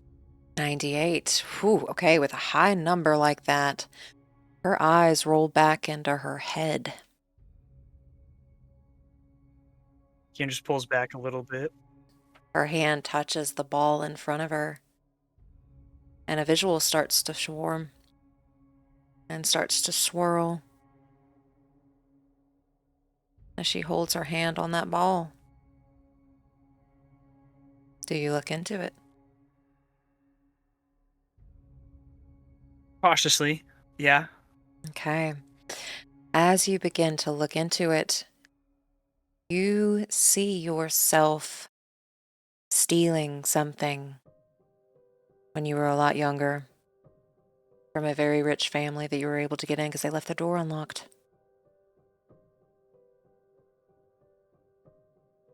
You see pictures on the walls of somebody with a family with green skin. This is from Spring Court. You managed to gather something valuable in this house. You don't really think much of it. But as you look at the pictures on the walls, the stature of the person in those photographs is very similar to someone you recently saw from Spring Court. And you see a little boy peeking around the corner at you. A little bit younger than you.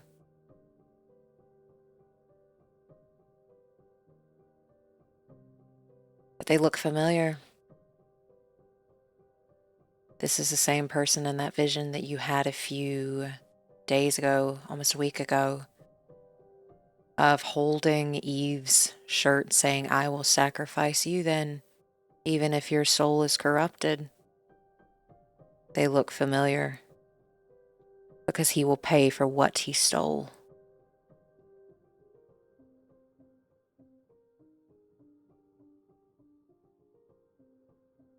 The vision changes slightly, and you see around the time Eve is about the same age she was when she first got sick. And you see this inky, oily thing reaching out for you. But she puts her hand in the way. Pricks her finger, scuttles back, and it's the same finger that rot started on. And then everything fades.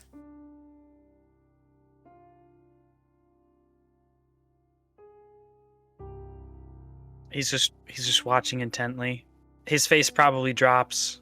Is getting even redder than what it was.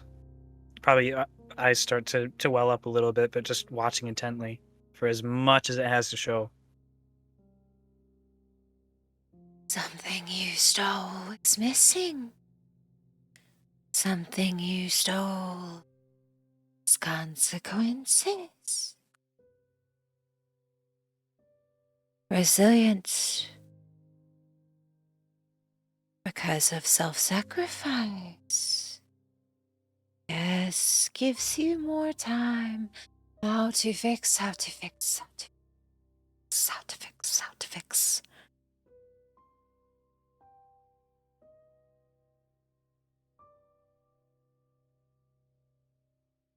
Sorry, I'm just writing all of it down. You're good.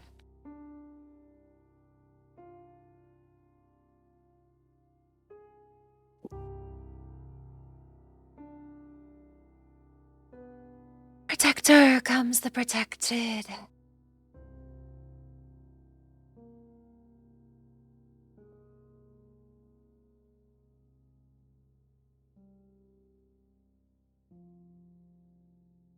Does Quirin remember what the thing was that he stole from that I will family? let you choose. And roll me a history check. So if you remember what you stole, and you can choose what it is. Okay.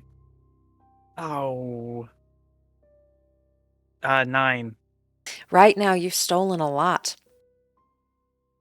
You don't remember exactly what you stole from that family's house. But from what you've seen, that little boy who saw you stealing was the same person in the royal guard with you.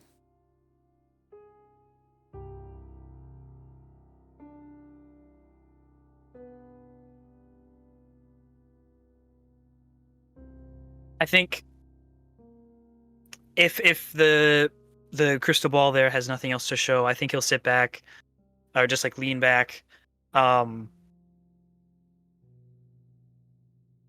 just like helpless for a second.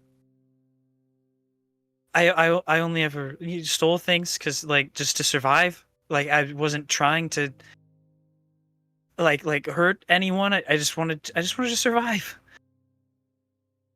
I mean, that's the crime? Just trying to survive and then having the consequences because of that? The eyes roll back. Did that answer your question?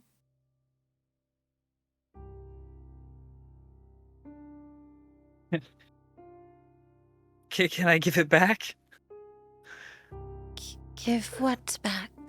Whatever it was rhetorical. I guess that's it. The gods say that you can think of anything, and the way to save is from you. That whatever you come up with, as long as you are committed, will be enough to save. Whatever I come up with will be enough to save.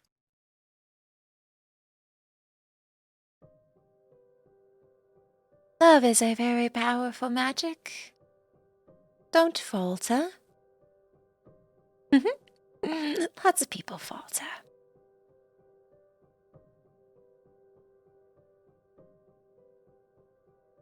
And I think he just... Before he was sitting quite wide, like, not confident, but he was just, like, really curious, so he was leaving himself open. And now, just body language, he's a lot slimmer, closed off now. And just quiet for a little bit. But after a pause again, okay, I think I'm done. Thank you. Losing faith is not the way to go.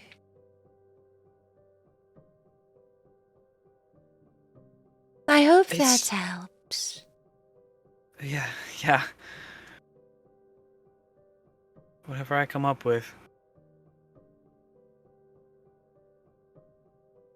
And he'll start walking out, but then turn around and kind of aggressively turn around. Oh, like, are you sure? Like, whatever I come up with, it was my idea to do all those things, to steal, to break the rules. Like, those were my ideas. That's what I came up with to survive. So I come up with something else. If the part of this is my fault, I'm supposed to just make it better. Like how? If I'm the one who did this, or at least I don't know. Roll me a D100.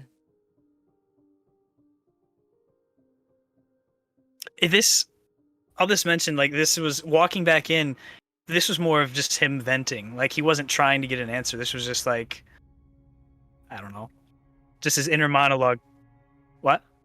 But she may give you one. 49.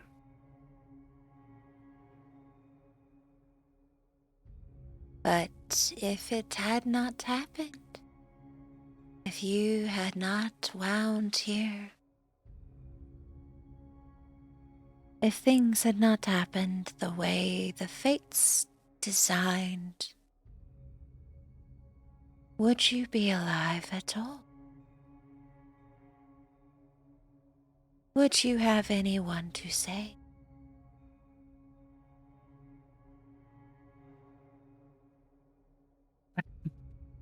I don't know. Her eyes roll back.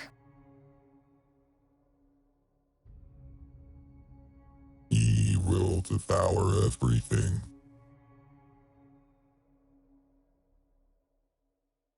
And he just like jolts back. Eyes come back.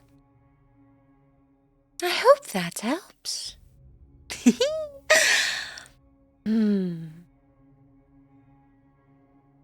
Yeah, okay. I'm leaving this time. And walks out. Goodbye.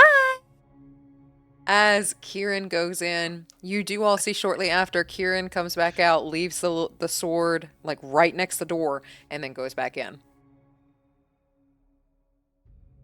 And then after a while, will come back out.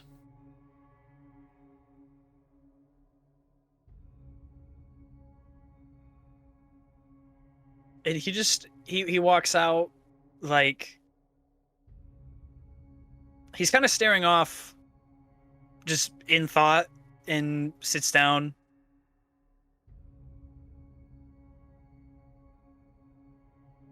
Yeah, he's just kind of looks like a statue almost.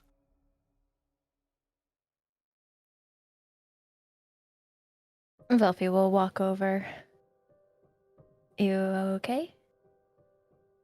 She just had some really weird things to say. I don't know what to believe.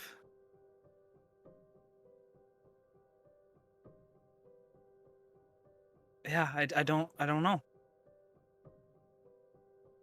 Like, she gave you contradicting information to what you know?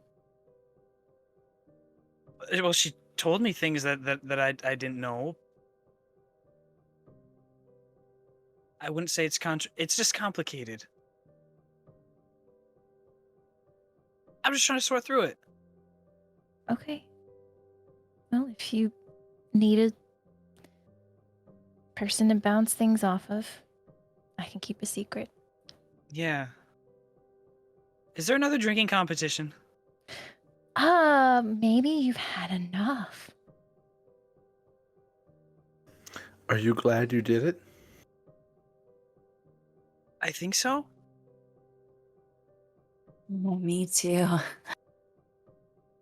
I guess time will really tell, but I think so.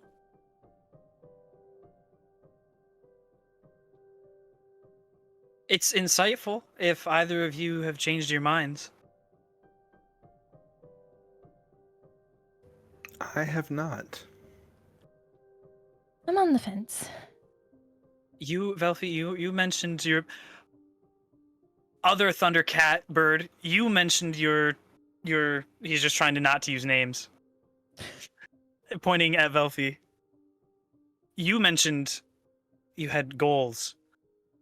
And I went in there asking about a goal, and I got information about the goal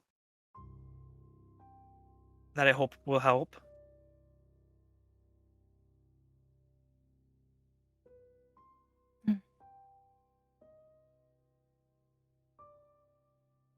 Well, I don't know. I mean, I guess everything helps. There's no time like the present.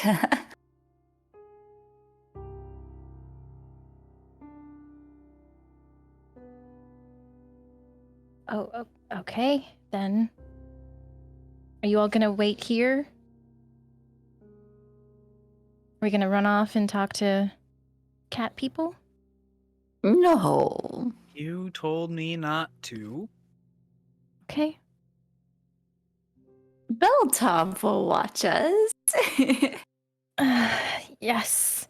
Beltoff. Please watch them. On my To the best of honor. your ability. The best of my ability is I can do that. It's not sunny. I can see. Everything is fine. Oy. Okay. And- Okay.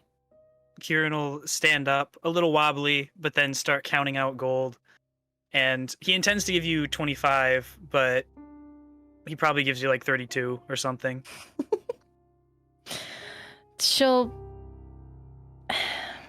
It's okay. You don't have to pay. It's fine. I got it. And then she'll stand up and I guess walk into the tent. Another customer. Yeah, I was told it was a good thing to do. So if you have goals to achieve or Well, I will always try my best. Sometimes the cards don't want to answer, but we can do our best to try. sure. What is it you are here for today? What is it you want? What is your desire? And if you will, please put your hands on the table, similar as to when your group came in. The more you give me, the better answer I can give you. If it is about you, sometimes the cards have a hard time answering about someone else. But if you let the cards get to know you, they can give you a better answer. She slowly puts her hands on the table.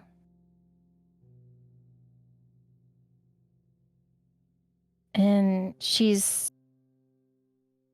looks like she's really sorting through a lot of things. She has a lot of stuff that she would like to ask about.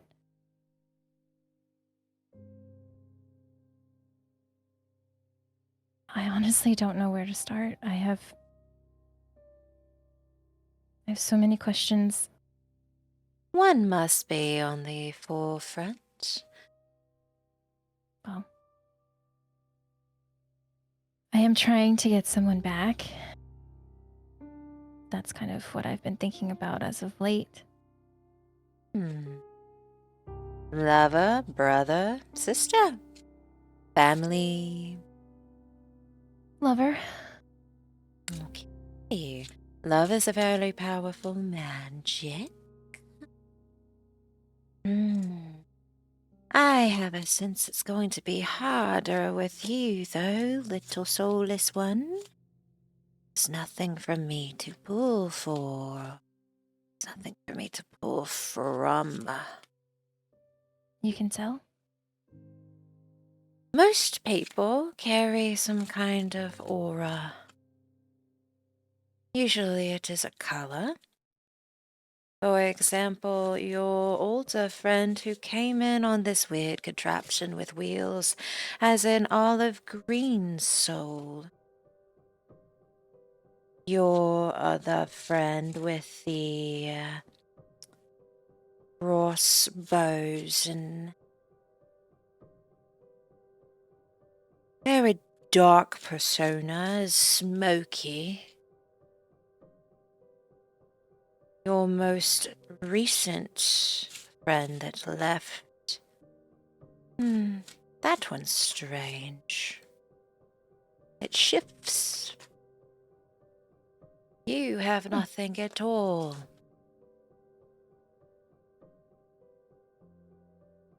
Yeah. It's another question that I have. Well, which do we ask? What do you wish the cards to know? Picture the cards like you're talking to them, like you want them to know you. Because they have to know you in order to answer the question. What do you wish to be answered?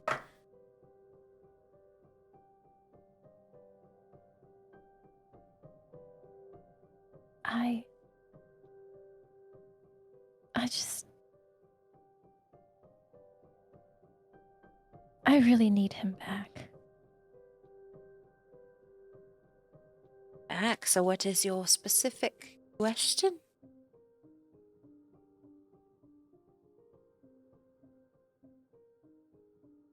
How do I do it?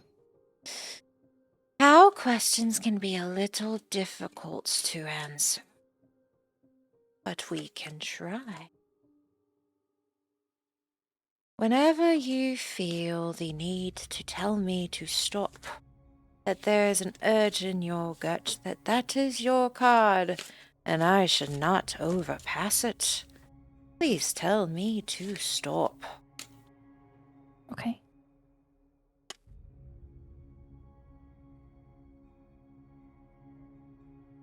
That one.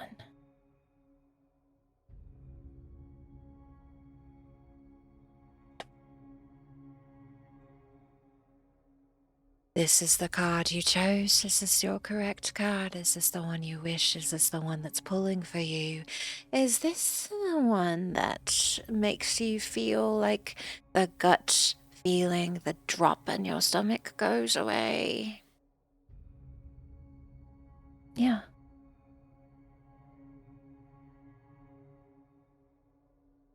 She takes a deep breath, puts her hands on the table, sits down with you, and then we'll flip your card.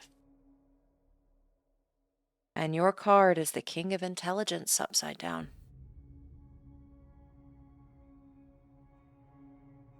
And the King of Intelligence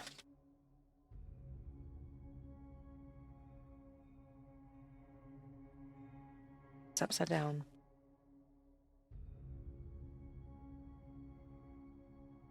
You are letting matters of the heart tell you what to do rather than your head.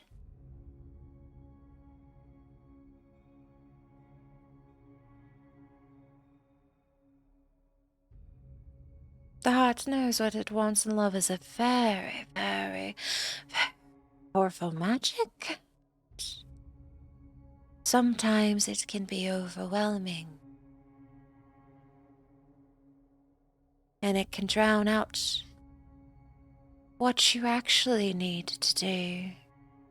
Things you may be missing, things you're not looking at because you're looking through, oh, what do mortals call it every once in a while? Rose-colored glasses.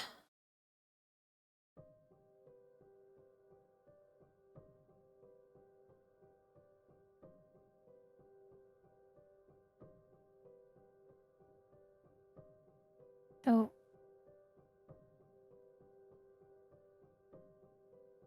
I don't understand. Like, this is not what I should be focused on?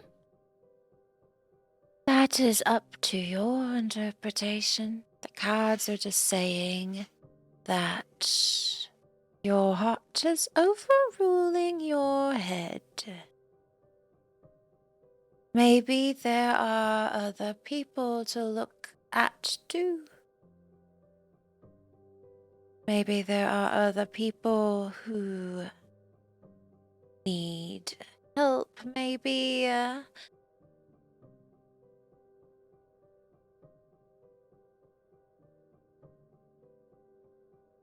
there's a lot of different interpretations to that. Love is not a bad thing, but do not let it blind you.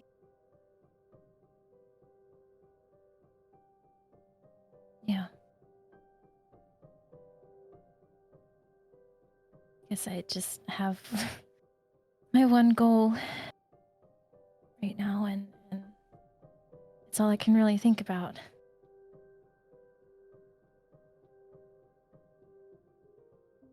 So, I mean, I'd do anything.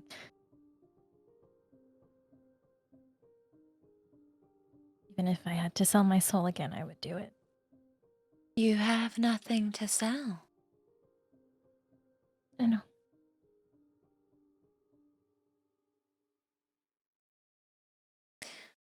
Maybe that's what the cards are referring to. It isn't smart to sell things that you can't get back.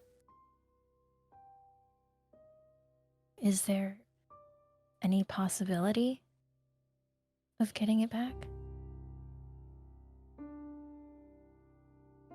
Her eyes roll in the back of her head. It is mine.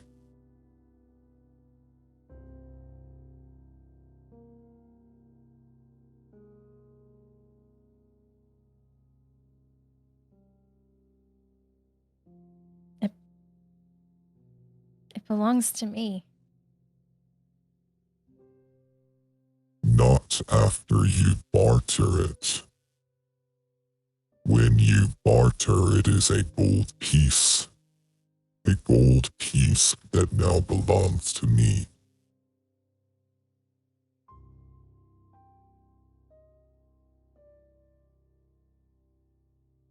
What do you want in return for it?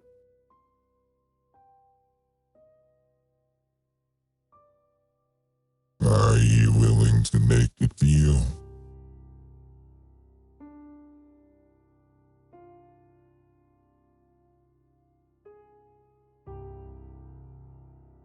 What would it entail? Souls are bargaining chips. A soul for a soul.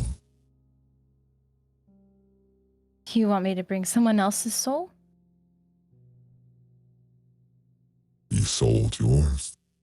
That is my price. A soul for a soul. Can't do that to someone else.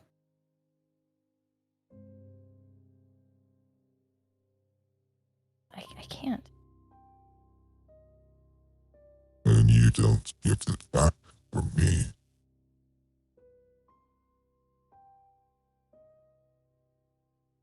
Yet.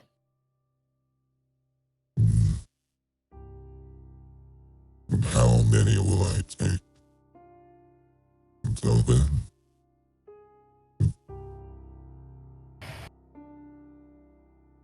It would be the same even if I were to give you one. Until I can figure out how to stop you. good luck.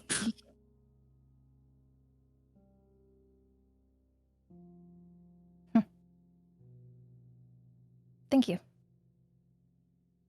And her eyes roll back. I hope that helped. It and she kind of has this this little annoyed face. It did something.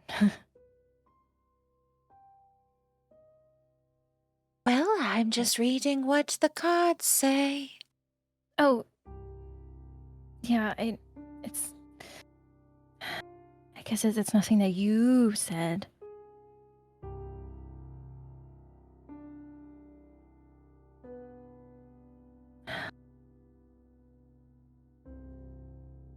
I don't know. It just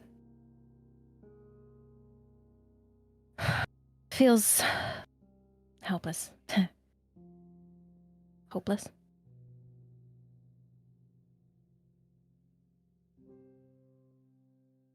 But Thinking with the heart instead of with the head.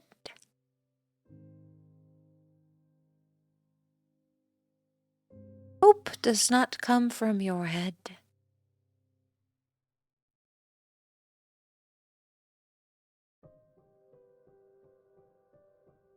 where does it come from? You said you felt hopeless. Hope is made with a heart, with love. If you are feeling hopeless, you're not putting your head to good use.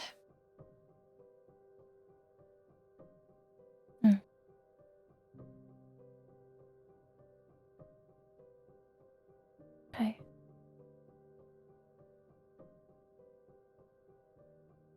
Well, thank you for this. And she'll put the 25 gold on the table. I can't remember if I did that already.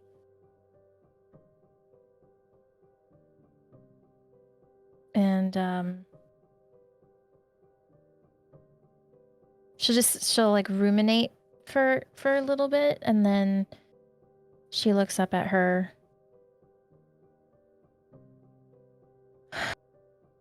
Well, I guess I'll have to figure out how to use my head then. Best of luck. Thank you.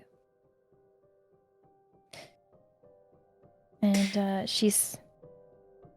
Enjoy the rest of the ceremony. I am rather tired. Well, you get some rest.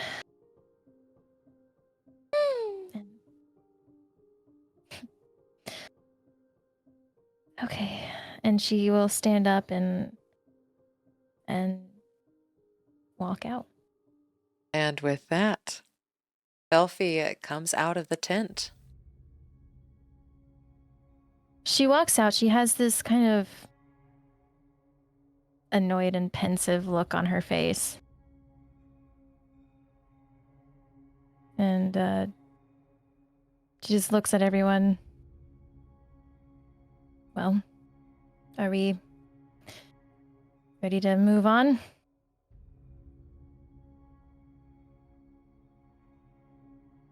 Well, was it beneficial? It was something, I guess. Oh, Maybe. I'm sorry. You didn't do anything wrong. Are you glad you did it?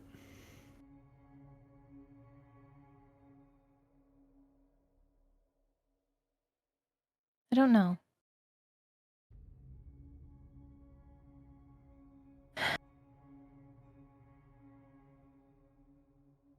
If you want to move on, we can move on. We haven't shifted yet. There's a lot more to explore, I'm sure.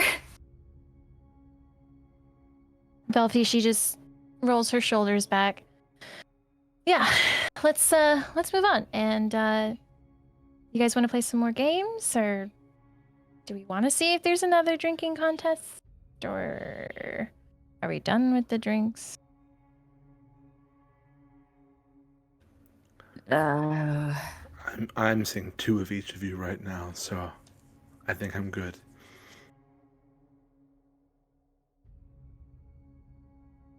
Okay, so Well, Fred chose games, kind of chose drinks, and well, Ruby chose this. Yeah. So I think it's your turn to choose.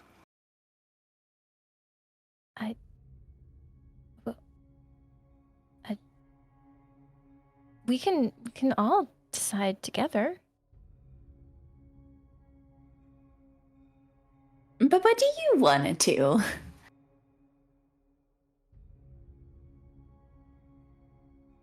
DM, can you remind me what was around us, what we saw? So you see, there's again a bunch of games. So Horindo, Dragon's Chest, Tal, Lenora's Favor, Gambit of Necrosix. Y'all did the drinking contest. Y'all did the fortune teller. There's really good food at the tavern, and there is also dancing and musical like shindigs happening in the center of town. That there's a lot of fey creatures dancing too.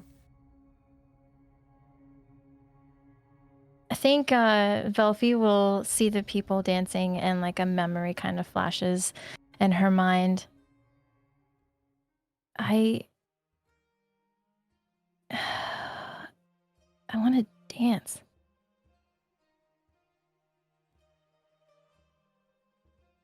That's a good option. I can be the person that stops people. Maybe. Well, I'm not Then much let's. of a dancer either, so I won't partake. I'll sit off to the side, but we should do it if You you should want to. join us. I'll dance. Ruby.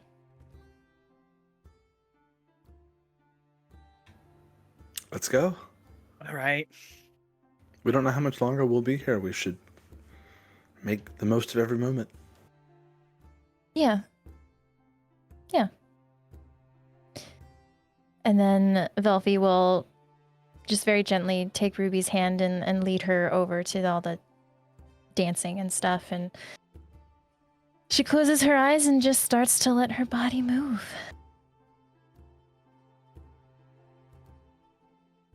Both of you roll me charisma saving throws.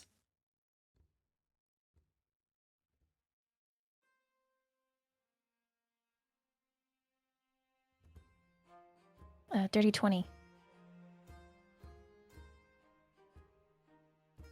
Mine is not good. 16. Okay, with a 16. Let's see. Okay. With a 16, Ruby, you feel it like something like enthrall you and trance you to where you just want to dance. Like that's all you want to do. Like you want your feet to move. You want to, dance with your friend. You want to go through all these revelries with everybody. Everybody looks so happy. This is where you want to stay. This is where you want to be. And for the time being, you cannot stop dancing and it feels joyous. Velphie, you have saved. You do not feel that compulsion. She still dances. Roll me She's performance just keeping checks. up with Ruby.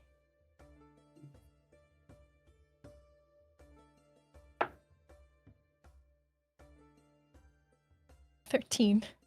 Okay. It's not the best dancing. Ruby, if you want to do it at disadvantage because you're drunk.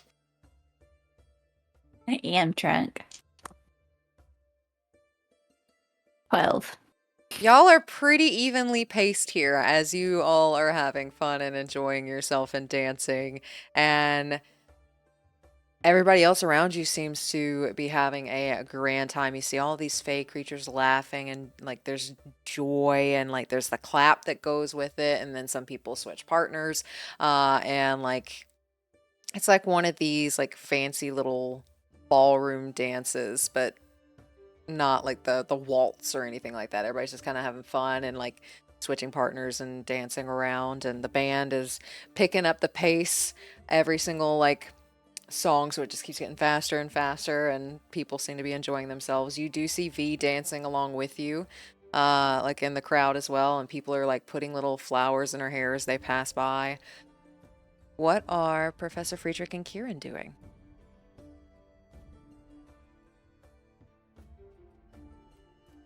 Friedrich is just sitting on the edge of the floating disc because it sits 3 feet off the ground. It's like a nice little bench. Just sort of absent-mindedly stroking Beatrice's head, watching. Absent-mindedly and also like partially hanging on for dear life because the world is spinning. I think Quirin is sitting off to the side for a little bit, but will kind of slowly make his way, not into like the middle of the dancing, but on the outskirts, where people get a little further spaced out and they're a little less enthusiastic, but they're still kind of doing it. That's where he is.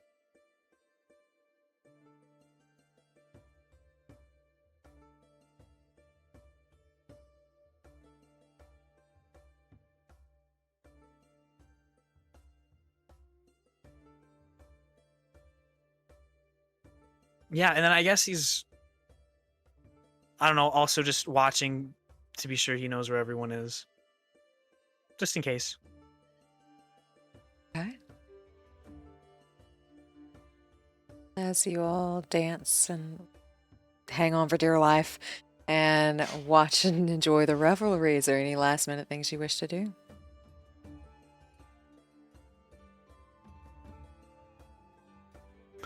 I don't think so. Not for Friedrich. Thunderhawk.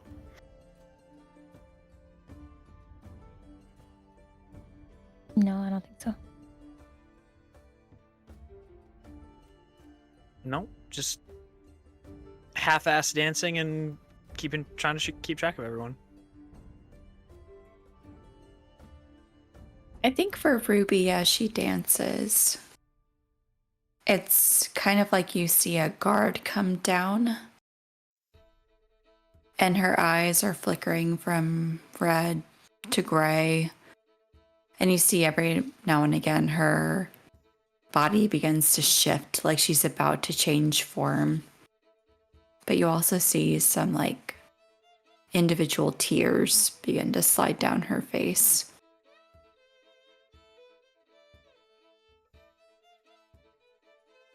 But she never lets the smile drop. She's smiling the entire time, dancing with Velphie.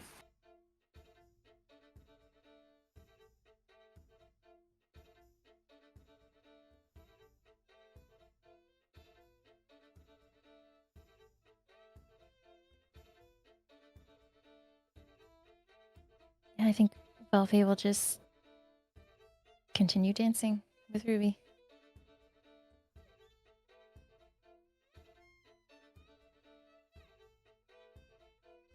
And with that, your world starts to shift. Quirin, at this point, somebody goes to try and dance with you and they just disappear. As everything just shifts. The colors fade, that smell fades. As you all shift back into the world that you know it.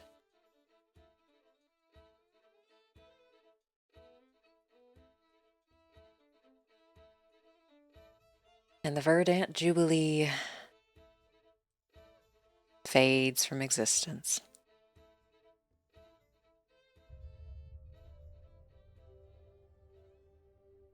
And that's where we're going to call tonight. Ooh. I'm Go sorry. for it. Go for it. I just wanted to be sure that everyone was there. That was it. Roll me a perception check.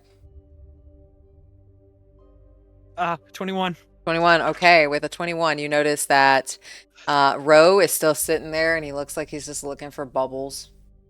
He kind of like in his drunkenness just reverted to like puppy and is just like looking for things that are above his head. With a 21, Beltov is further off, about the same distance of where the fortune teller was. And you see Velphie, you see Professor Friedrich, and you see Ruby and the rest of your mounts. Okay.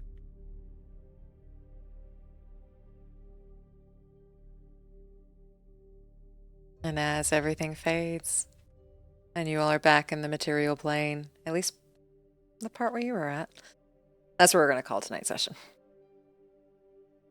Thank you so much for watching Session 41 of the Order of Narvosc. Session 42 will be out on June 13th. Please make sure to check out our players' social media accounts. You can find those links in the description below. And if this is the kind of content you enjoy, please press that like button, subscribe, and ring that bell. That way you get notified when Session 42 comes out. As always, be the light that drives out the darkness, Adventurer. We'll see you soon.